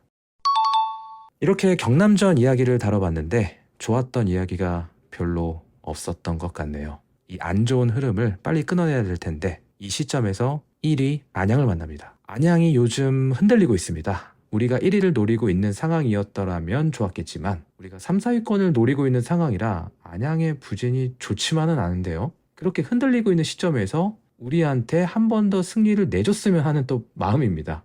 요즘에 안양 왜 이렇게 흔들리고 있습니까? 네, 강팀의 조건 중 하나는 연패가 없다는 겁니다. 그만큼 회복이 빠르다는 거죠. 이번 시즌 안양이 그랬었는데요. 그 안양이 이번 시즌 첫 연패를 기록했습니다. 네, 지난 22, 23라운드 상위권을 형성하고 있는 서울 이랜드와 충남 아산과의 연전에서 각각 1대0으로 연달아 패하면서 이번 시즌 첫 위기를 맞고 있습니다. 이번 시즌 안양은 11개의 클린시트로 클린시트 12번을 기록 중인 부천에 이어서 리그에서 두 번째로 많은 무실점 경기를 기록 중이에요. 솔직히 이거 보면서 부천이 12번이라는 게 좀 놀랐는데 그러니까 부천이 지금 6위권에 있는 거겠죠. 초반에 안 좋은 거를 이겨내고 네. 그만큼 수비적으로 안정된 팀이라는 겁니다. 25라운드 충남 아산전 이후 지속적으로 지금 실점을 하고 있으면서 수비에서 굉장히 아쉬움을 드러내고는 있어요. 공격에서는 찬스 대비 높은 결정력이 이번 시즌 안양의 특징이었는데요. 키패스 총 207개로 리그 5위를 기록하고 있고 총 349개의 슈팅으로 리그 7위를 기록한 데 반해서 유효 슈팅은 142개로 리그 4위의 기록입니다. 그러니까 적은 기회를 확실하게 결정지어주는 선수들이 있다는 거죠. 하지만 최근 확실한 찬스에서 득점을 잘 못하면서 결정력에서 문제가 발생해서 어려운 경기를 치르고 있다. 그런 상황이다라고 말씀드리고 싶어요. 그렇다면 안양의 부진이 일시적이라고 봐야 할지 아니면 결국 그러니까 현실적으로는 다이렉트 승격은 그냥 안양이 할 것 같은지 좀 그런 내용을 좀 얘기해봤으면 좋겠거든요. 안양이란 팀의 지금을 얘기하기 위해서 공격과 수비로 나눠져서 좀 얘기를 해보고 싶은데 공격의 아쉬움을 이야기하면서 보통은 이제 새로 영입한 공격수 리콜라스의 빈 공에 대해서 요즘 지적을 하는 걸 많이 봅니다. 근데 기존 공격수였던 단레이도 22라운드까지 4골에 그쳤어가지고 안양이 중앙 공격수에 의지하는 축구였다고 보기는 어려워요. 그래서 니콜라스의 무득점이 큰 타격은 아니다. 하지만 단레이는 좋은 위치 선정으로 상대의 수비수의 마킹을 유도하고 또 적절한 연기 플레이로 야구와 마테우스의 득점을 돕는 역할을 충실히 수행해줬어요. 그런데 니콜라스는 좀 본인이 해결하라는 유형에 가까워서 공격의 중심점이 지금 다분화되면서 밸런스가 무너진 경향이 있다라고 저는 좀 봤습니다. 수비에서는 최근 4-5-1 형태의 전형에서 우측 미드필더인 야고나 중앙 미드필더인 류영직이 내려오면서 5백 형태로 수비를 하는 모습을 보여줘요. 그러다 보니 미드필더에서의 숫자 싸움에서 밀리는 상황이 발생하고 전방에 숫자를 많이 놓는 팀들에게 좀 고전을 합니다. 이 대표적인 경기가 지난 32라운드 이랜드전이었는데요. 미드필드 전방에 많은 선수들이 위치하면서 적극적으로 박스 안을 노리는 이랜드의 플레이로 선제골을 실점했는데도 불구하고 경기 내내 점유율에서까지 밀리면서 패배했어요. 보통 선제골을 넣으면 넣은 팀이 지키려고 하고 이제 먹힌 팀이 공격하기 위해서 점유율이 뒤집혀지는 상황이 많이 그렇죠. 발생하잖아요. 예. 그런데 후반 30분까지도 이랜드가 점유율이 더 높았어요. 그만큼 무너졌다고 봐야 되겠네요. 고전을 했다. 뭐 비록 2경기지만 선제 실점했는데도 불구하고 안양이 기록한 유효 슈팅이 이랜드전에서 1회, 충남 아산전에서 4회였기 때문에 공격에서의 부진이 이어진다면 위기가 올 수도 있다. 안양이 뭐 여태까지는 계속 좋은 모습으로 1위를 달렸지만 작년에도 시즌 후반에 안 좋은 모습을 보였던 걸로 기억을 해요. 네네. 근데 이번 시즌에도 반복하고 있기 때문에 안양 팬들이 굉장히 불안해하고 있고 그리고 안양 입장에서도 우리와의 경기가 굉장히 중요해졌습니다. 또 그렇죠. 연패 끊고 또 1위 지켜야 되니까. 네, 이 경기마저 진다면 정말 다이렉트 승격에도 위기가 올 수 있기 때문에 굉장히 필사적일 거라 예상돼서 하필이면 또 우리랑 만날 때 간절한 팀을 만난 게 좀 우리도 우려스럽습니다. 네.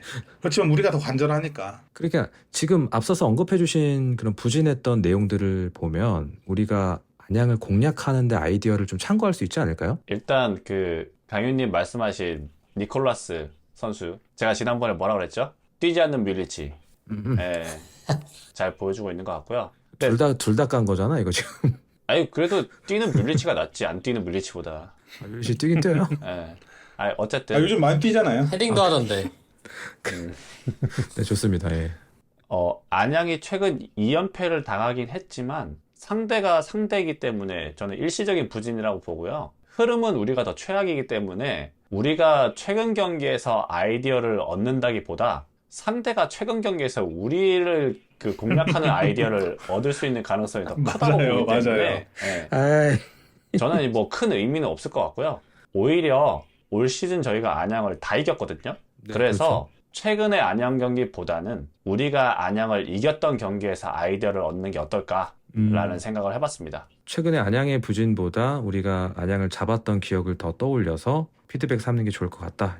이런 의견이시고요. 네, 그렇죠. 강윤님의 의견은 어떠세요? 네, 전 최근 경기들을 좀 살펴봤는데 그 중에서 좀 특기할 만한 점이 최근 들어서 후반 실점이 많더라고요. 물론 이제 갑자기 3골을 먹은 경기가 있어갖고 지표가 평균치가 좀 애매할 수 있지만 그래도 지표적으로 얘기를 하자면 최근 10경기에서 후반에만 8골을 실점을 해요. 정말 실리적인 우리 축구를 하겠다면 수원은 전반에 아예 내려서서 잠그고 무실점으로 막아낸 뒤 후반전에 변성원이 말하는 승부수를 시도해본 게 굉장히 실리적일 수 있겠다라는 생각을 좀 해봅니다. 그리고 또 안양은 측면에서 공을 끌고 간 뒤에 문전에서 간결한 패스를 통해서 골을 만들어내는 방식을 선호하고 있는데요. 촘촘한 두 줄 수비로 안양의 패스가 통과하지 않도록 막아세우는 게 그렇다면 중요하고 후반에는 빠른 선수를 투입해서 안양의 뒷공간, 안양이 공격하기 위해서 나온 뒷공간을 노린다면 좋은 기회를 만들 수 있을 거라 예상을 합니다. 만약 수원이 지금처럼 공격적으로 나서는 형태를 취하겠다면 앞서 말한 대로 안양은 수비 시에 선수 하나를 내려서 5백 형태를 유지하기 때문에 박스 안에서의 공간은 굉장히 촘촘하고 허용하지 않지만 박스 앞에서는 공간이 나는 경우가 많고 적극적인 중거리 슛을 시도하면 효과적일 수 있다고 생각을 해요. 실제로 중거리 슛으로 성과를 보는 팀들이 있었거든요. 유병헌 감독이 여지껏 보여준 스타일을 생각하면 연패를 끊기 위해서 급격한 변화를 주기보다는 형태를 유지하는 상황으로 나올 가능성이 커서 우리의 태도를 분명히 하는 것이 안양전에는 중요한 포인트라고 생각을 해요. 안양이 그렇다면은 기존에 우리 수원을 만났을 때랑 마찬가지로 안양이 라인을 내리지 않고 뭐 앞붙어서 올릴 그럴 가능성이 좀 높다고 보시는 건가요? 네, 이게 어려운 게 우리와의 경기 때 새로운 시도를 하거나 기존에 비해 더 완성된 모습을 보여주는 팀들이 많아서 참 예상이 쉽지 않습니다. 이거 비겁한 변명일 수 있겠지만 하지만 앞서 언급한 대로 유병헌 감독이 급격한 변화를 선호하는 지도자는 아니니까 기존과 같은 방식으로 나올 거라고 생각을 합니다. 그래서 안양이 공격적으로 나온다면 우리가 이겼던 경기들, 점유율을 좀 내주더라도 역습을 시도하는 경기들을 변상현 감독이 잘 기억해서 준비를 했으면 좋겠어요.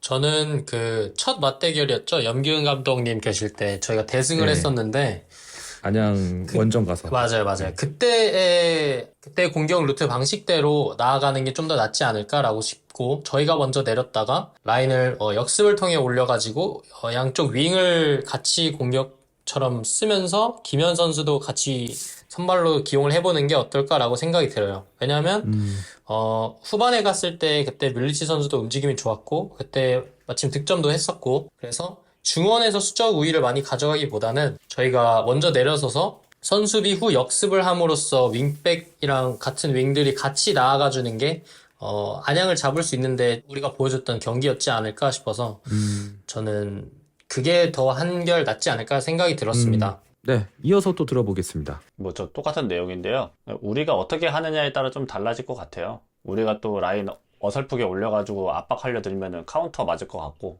저 그게 걱정이에요. 매번 네. 했던 것처럼 그렇게 나올까 봐. 네. 강유님 말씀대로 후반을 노려서 전반에 바짝 내려앉으면 일방적으로 두드려 맞겠죠. 그래서 굳이 예상을 해보자면 저는 지난 첫 번째, 두 번째 이겼던 것처럼 저희가 좀 소극적으로 나가고 안양이 라인을 올려서 좀 주도적인 축구가 됐을 때 이제 카운터 한 방 치는 그런 양상이 되지 않을까 이렇게 생각합니다. 네, 어떻게 보면 세 분 다 결이 좀 똑같은 말씀을 해주셨습니다.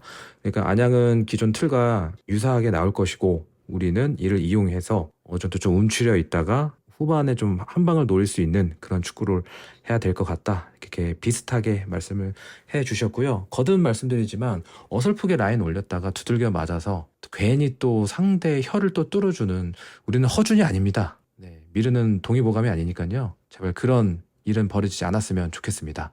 우리가 예상한 대로 어느 정도 좀 라인을 조금 내려서 소극적으로 플레이하다가 후반에 그냥 박살냈으면 좋겠습니다. 네, 한번 그런 장면을 기대해 보는 거. 요거 틀리면 또 우리 예측이 틀리면 또 민망하겠네요. 예. 하여튼 부디 이번 예측은 맞기를 기원하면서 다음 이야기 넘어가 보도록 하겠습니다. 요거는 조금 결이 다른 이야기인데 마일랏이 지난번에 아까도 얘기했지만 그 기자회견에서 까였잖아요. 소위. 경기 후반이라도 나올 수 있다고 보십니까? 근데 솔직히 말하면 나오지 않을까요? 자원이 없어서? 이 선수의 포텐셜이 그래도 있기 때문에 한번 꾸중 들었어도 어느 정도 각성을 하고 나오지 않을까라고 생각을 하긴 합니다. 약간 뭐 그거 한번 말했다고 넌 이제 제외야 라고 하기에는 너무 감정적으로 대하는 거 아닐까라는 생각이 들어서, 근데 저는 김지호 선수가 나왔으면 합니다. 선발은 김지호. 김지호, 김주찬을 저는 생각을 합니다. 선발로. 예, 베스트 11은 좀 이따가 또 얘기 나눠보도록 하고요. 커너스님의 의견도 들어보도록 하겠습니다. 엔트리 들 가능성 제로. 이러면 또 맞던데. 네. 박승수 선수가 선발 나올 것 같아요. 선수로. 네. 경남전과 비슷하다고 보시네요. 예. 뭐 어쨌든 지금까지 쭉 그래왔고요. 감독 성향상 대놓고 지적했는데 맞아. 선발 내는 거는 그 뭐라고 하죠? 자기 모순이라고 해야 되나요? 지난번에 그 김지호 선수도 그래서 진실을 받고, 바로 안 나왔죠? 동일하다고 봅니다. 근데 이게 좀 그래. 좀 그래요. 좀 알둘님의 통역이 매우 중요합니다. 초월 번역이 필요하다. 잘 널 싫어하는 건 아니야. 잘 이렇게 포장해서 He like 해야 될것 you, 같고. but you play very bad. Understand? 해줘야겠죠. Are you okay? 이게 그러니까 만약에 마일랏이 나와서 막 이 감독의 인터뷰에 반응해서 대활약을 해서 진짜 팀을 승리로 이끌었어. 이랬을 때 전 그런 모습도 보고 싶어요. 감독님이 트릭이었다. 이 선수를 자극시키기 위한 진정한 트릭쇼. 이게 다 나의 전술이고 이거 노림수다. 구몬쌤 아니에요? 구몬쌤? 하여튼 그런 잠깐 상상을 해봤고요. 어쨌든 이걸 이겨야 우리도 플레이오프권을 계속 유지할 수 있기 때문에 정말 중요한 경기일 수밖에 없는데 정말 예측하기 힘든 겁니다. 지금 제가 질문하는 게 안양전에 여러분들이 생각하는 라인업 한번 좀 들어봤으면 좋겠습니다.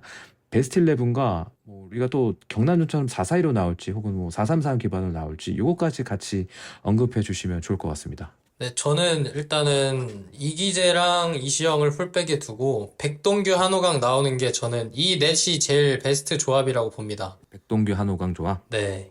그리고 또, 이제 미드진을 보면 사실 예상하기가 좀 어려운데 항상 바뀌다 보니 그래도 뽑아본다면 파울리뉴, 홍원진, 피터를 생각하긴 합니다. 파울리뉴, 홍원진, 피터. 네. 그리고 톱은 김현애, 양쪽 김지호, 김주찬 이렇게 생각해봤습니다. 김현 선수가 이제 선발 복귀 한다고 보시는 거네요. 그래왔던 1라운드 때가 좋았기 때문에 김현 선수가 풀핏이 맞다면은 나오는 게 저는 좋은 판단이지 않을까라고 생각이 듭니다. 김지호, 김주찬, 김현 이렇게 쓰리톱 좀 컨셉이 있는 쓰리킴이죠. 선수로, 네. 쓰리킴 삼김 시대. 네. 네, 나와주셨고요. 또 이어서 들어보도록 하겠습니다. 네, 저는 예측이 아니라 바람입니다. 수뽕 들어간 바람입니까? 이 매지션 변의 트릭쇼로 인해서 예측이 네. 불가능한 수중의 그 상황이기 때문에 맞아요. 이 라인업 예측이기보다는 전 바람을 정말 담아서 맞추기 어려워. 예. 네, 말씀드리는데 저는 제가 진짜 여러 번 얘기를 하지만 자신의 베스트 포지션에서 뛰는 파울리뉴를 너무 보고 싶습니다. 그래서 전방 공격수는 건강하다면 김현이 선발일 거고 좌측에 파울리뉴가 나오는 걸 좀 보고 싶어요. 제일 잘하는 포지션에서 제일 익숙한 모습을 보고 싶고 그리고 우측에 김주찬이 나왔으면 좋겠습니다. 우측에서 요즘 들어서 가장 좋은 모습을 보였기 때문에 그리고 중앙 미드필더 조합은 피터, 강현묵, 홍원진이 현재 베스트라고 생각을 해서 이렇게 나올 거고 만약 우리가 수비적으로 나간다 치면 좀 더 수비적일 수 있는 미드필더를 강현묵 대신 혹은 피터 대신 나올 수 있다라고 생각을 해요. 제일 어려운 게 포백인데 저는 좀 과감하게 이기재, 장석환, 한호강, 이시영 라인이 돌아와서 장석환이 전체 패스를 좀 보면 좋지 않을까 라고 생각을 해요. 킥의 강점도 있는 선수라서 우리가 선수비하고 역습 때 장석환이나 이기재 킥으로 좀 올라가는 모습도 보고 싶고 골키퍼는 당연히 캡틴 형모입니다.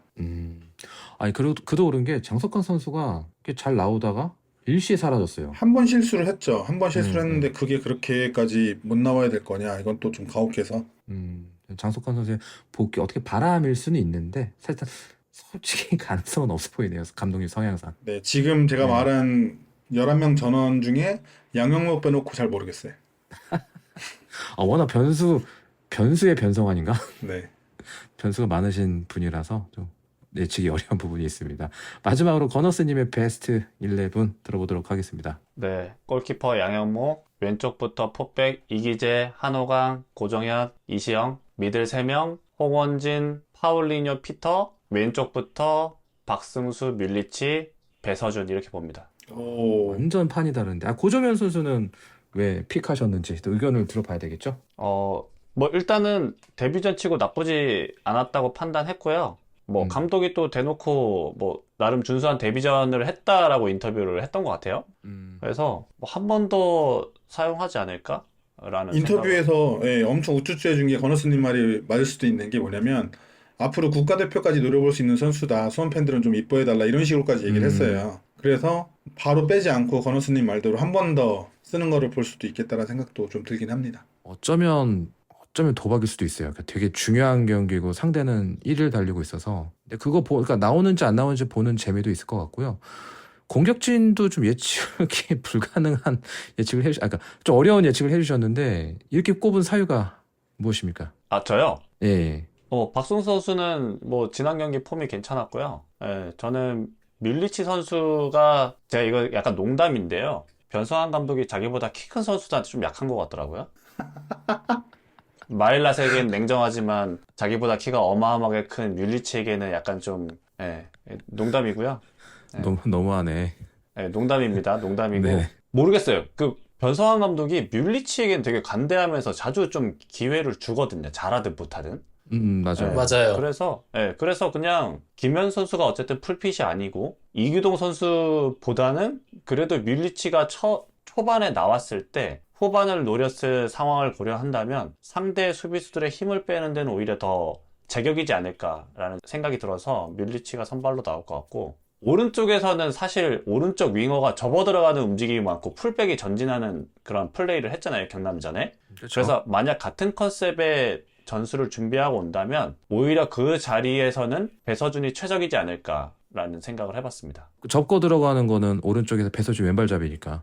네. 예, 접고 들어갈 수 있으니까. 배서준에 대한 무한 애정이 느껴지네요. 그냥 너무 사심 들어간 거 아니에요? 아니 뭐 보면 되잖아요, 결과를. 자신 있다 이건데. 네, 좋습니다. 그럼 마지막으로 베스트 11까지 저희가 예측을 해봤는데 비록 경남전은 보기 좋게 못 맞췄지만 이번엔 한번 맞춰봐야죠. 경기 예측 한번 들어보도록 하겠습니다. 저부터 할까요? 네. 제가 스타트 끊어야 총대를 매기 때문에 네네. 총대 매주십시오. 저 시원하게 뵙겠습니다. 3대 0승 봅니다. 이거 잠깐만. 잘 생각해. 잘 생각해. 왜냐고 물으실 텐데 이렇게 해야 수원 민심이 살아날 것 같아요. 그렇기도 아, 하고 오로지 민심. 안양이 지금 2경기째 무득점입니다. 그리고 2경기째 패배 중이에요. 이어가면 좋겠어서 저는 수원을 사랑하기 때문에 3대 0 3대 0 봅니다. 네, 시원하게 3대 0 예측을 해주셨고요. 또 이어서 강윤님의 예측도 들어보도록 하겠습니다. 네, 제가 축구 전문가로서 이 일을 업으로 삼는 사람이라면 좀 더 진지한 승부 예측을 하겠죠. 근데 이 수원의 지지자로서 하는 예측이기 때문에 늘 수원의 승리를 바라는 예측을 할 수밖에 없습니다. 네, 추가할머 소리를 듣는다 하더라도 수원이 진다거나 비긴다는 예측은 하기 싫거든요. 그래서 이번 예측은 조금 덜 시원하게 2대 0 무실점을 기대합니다. 네. 이거 뭐 똑같네, 경남전이랑. 늘 말하지만 저랑 바뀌었네요. 네, 우리가 선제골을 넣는다면 경기 형상이 얼마든지 바뀔 수 있어요. 네, 그렇기 때문에 2대 0이니까 먼저 선제골 넣고 상대 조급하게 만들어서 우리 경기로 가져와서 뒷공간 탈탈 털어먹었으면 좋겠습니다. 네, 2대 0 또 예측이 나왔고요. 이분의 예측이 굉장히 궁금합니다, 저는. 이분만큼은 사심 안 남고 그냥 객관적으로 얘기해 주실 것 같은데, 과연? 커너스님의 예측 한번 들어보도록 하겠습니다. 팬심 빼고 냉정하게 말하면 저희가 질 것 같아요. 근데 와우. 여봐. 근데는 필요 없어요. 예. 근데 어쨌든 뭐 저희가 또 진다고 얘기하면 안 되니까 저는 뭐 무실점 클린시트는 100% 불가능하다 보고요. 예, 희망 회로를 진짜 돌리고 탈탈 돌려가지고 2대1 승리 한번 예상해 보겠습니다. 2대1 승리. 네. 2대1 승리지만 질 것 같다. 뭐 냉정하게 말하면 이길 것 같진 않아요. 아주 그냥 처지는 소리 잘 해줘. 네, 근데 현실적인 또 의견도 필요한 거니까요. 그래서 좀 불안하지만 2대1로 이겼으면 좋겠다라는 의견으로 마무리하면 좋을 것 같습니다. 부디 저희의 이 바람이 좀 통해서 다음 주에 큰 소리 한번 쳐봤으면 좋겠습니다. 예, 그런 마음 저희가 전달해 드리도록 하고요. 오늘 이렇게 저희가 준비한 내용 모든 이야기 나눠봤고요. 많이들 힘드실 겁니다. 또 이런 축구를 보는 것도 힘들고 우리가 시즌 중에 큰 아픔을 겪었고 변화를 맞이했음에도 따라와 주지 않은 결과들, 그래서 많이 힘드실 겁니다. 그래도 여러분, 앞서 오프닝에서 제가 말씀드렸듯이 결과에 대한 비판은 오늘까지 하고 다가오는 안양전에서는 다시 한번 마음을 가다듬고 경기장에서 선수들에게 힘을 보내주셨으면 좋겠습니다. 힘들고 화도 많이 나신 것 압니다. 그래도 언제나 우린 너와 함께한다는 우리들의 다짐을 어금니에 한번 꽉 깨물고 보여줍시다.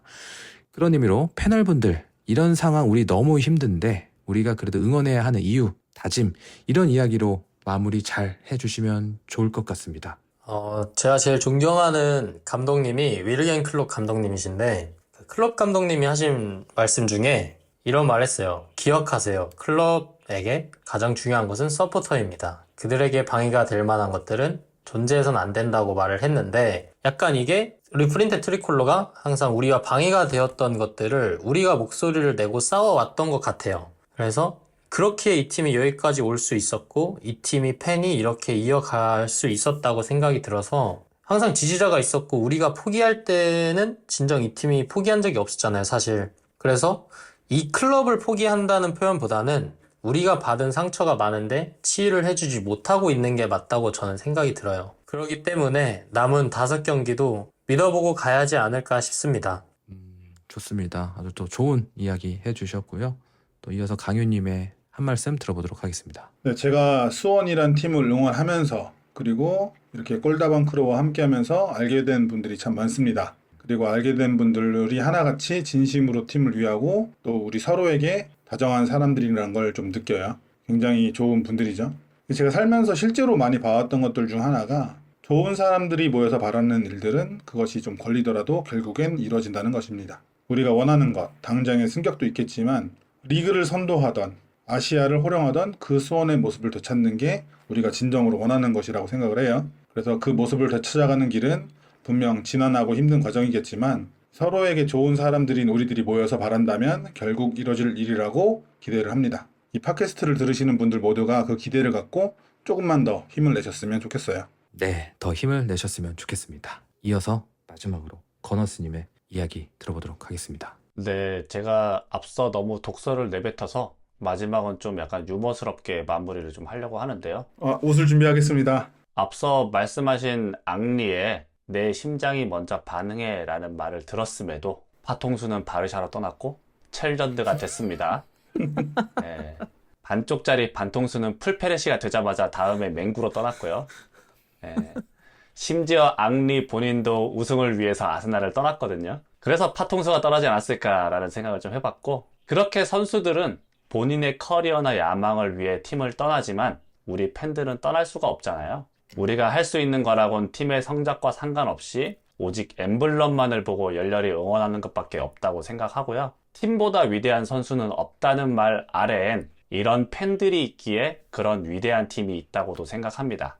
그래서 절망적인 상황을 혼자라고 생각하면 이겨내기 어렵지만 옆에 동료들이 있다고 생각하면 이겨낼 수 있다고 생각하기 때문에 우리 모두 다 같이 이겨냈으면 좋겠고요. 제가 그 선수들한테 좀 한마디 하고 싶은데요. 네, 시원하게 들어라, 해주세요. 선수들은 네. 들어라. 예, 구단 비하인드 영상을 보면 항상 팬들에 대한 감사함과 고마움을 자주 얘기하거든요. 대부분 이렇게 얘기하죠. 이렇게 많이 와주시는데 보답해야죠. 승리 안겨드려야죠. 승리해드리지 못해서 죄송합니다. 이런 얘기를 하는데요. 이 얘기를 듣다가 문득 생각이 났어요. 우리가 선수들에게 언제 우리를 위해 뛰어달라고 얘기했던 적이 있었던가? 라는 생각이 들었습니다. 제 날카로운 지적입니다. 제 개인적인 생각인지 모르겠지만 팬들은 기본적으로 팬들을 위해 뛰어달라고 얘기하지는 않는 것 같아요. 팀을 네. 위해 뛰어달라고 하죠. 그렇죠. 팀을 위해, 엠블럼을 위해 뛰어달라고 얘기를 하거든요. 그래서 물론 우리 선수들이 팬들만을 위해 뛴다고 생각하지는 않지만 혹여나 팬들을 위해서 더 열심히 뛰어야겠다라고 생각하신다면 그런 생각하지 마시고 팀을 위해, 승리를 위해 좀 뛰어주셨으면 좋겠습니다. 네, 그 승리를 위해서 뛰는 게 결국엔 팬을 위해서 뛰는 거니까요. 다시 한번, 그렇게도 얘기할 수 있겠죠. 예, 다시 한번 선수 여러분들 듣고 계시다면 조금 생각을 조금은 더 깊게 해주셨으면 좋겠습니다. 근데 유머가 어딨죠? 쓰라린 기억만 다 되새겼는데. 아스날 얘기만 나오면 하여튼 네. 앞에 얘기했던 게 유머인데요. 아니 근데 이거 조금만 쌍통수가 얘기하면 유머라니. 앙리가 먼저 떠나고 나서 약간 후회를 했던 것 같은데. 그래요? 판타스틱 4 하면서 챔스 들고 행복해했던 것 그러니까 같은데. 첼시는 우승했는데 그리고 나서 이제 자기의 그 경험을 삼아서 파브레가스는 잔류의 길을 좀 바랬었거든요. 그건 맞죠. 예, 그러지 않았나. 그 주변 애들이 이미 꼬셨잖아요, 다. 그러니까 푸열, 그 피케, 스페인 국대에서 사비. 예. 후회는 하지만 우승컵은 들 수 있어 라고 얘기했겠죠. 그럼 가겠다, 나 같으면. 전 안 가는데. 감정 파괴자들. 예, 이렇게 또 좋은 패널분들께서 좋은 이야기 팬분들 또 선수들에게 해주셨고요. 이번에 저희 영상 댓글 중에 수원 팬은 극한 직업이다. 시간이 남아 도냐? 라는 악플이 하나 달렸습니다.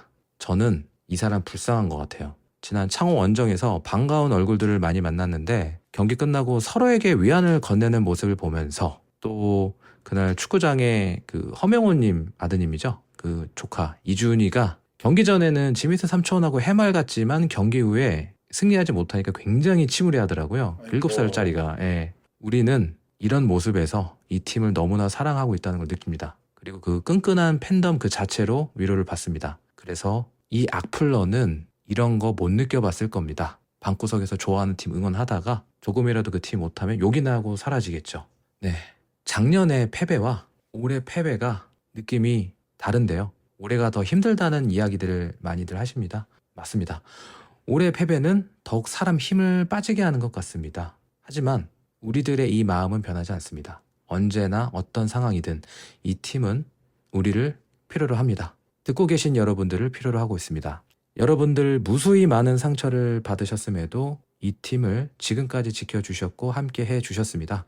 끝까지 이 마음 다잡고 함께 해주러 갑시다. 용인 미르에서 뵙겠습니다. 수원 언제나 우린 너와 함께해. 오늘 밤도 골다방 크루와 함께 해주셔서 감사합니다. 안 좋은 마음과 생각들 다 잊어버리시고 오늘 밤만큼은 편안하게 숙면 취하시길 바라겠습니다. 감사합니다. 치토스를 뜯을지 당나귀가 떨어질지는 가봐야 아는 거니까 일단 봉지 뜯을 준비하고 미르에서 모였으면 좋겠습니다. 저희 올라갈 팀입니다. 감사합니다. 네, 좋습니다. 아주 늦은 밤인데 고생들 많으셨습니다. 또 2시간이야, 또 2시간. 아우, 미래에서 봅시다. 수고하셨습니다. 수고하셨습니다. 끝.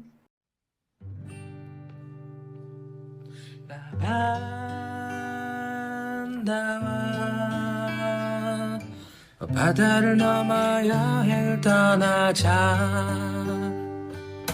나의 마음의 완이를 또 한 번 더 하얗게 눈이 내리던 그날처럼 나의 마음의 소원을 또 한 번 더 저 하늘의 끝으로 날 데려가. 라반다와 저 바다를 넘어 여행을 떠나자. 나의 마음의 완이를 또 한 번 더 하얗게 눈이 내리던 그날처럼 나의 마음의 소원을 또 한 번 더 저 하늘의 끝으로 날 데려가. 라반다와 저 바다를 넘어 여행을 떠나자. 나의 마음의 완이를 또 한 번 더 하얗게 눈이 내리던 그날처럼 나의 마음의 소원을 또 한 번 더 저 하늘의 끝으로 날 데려가.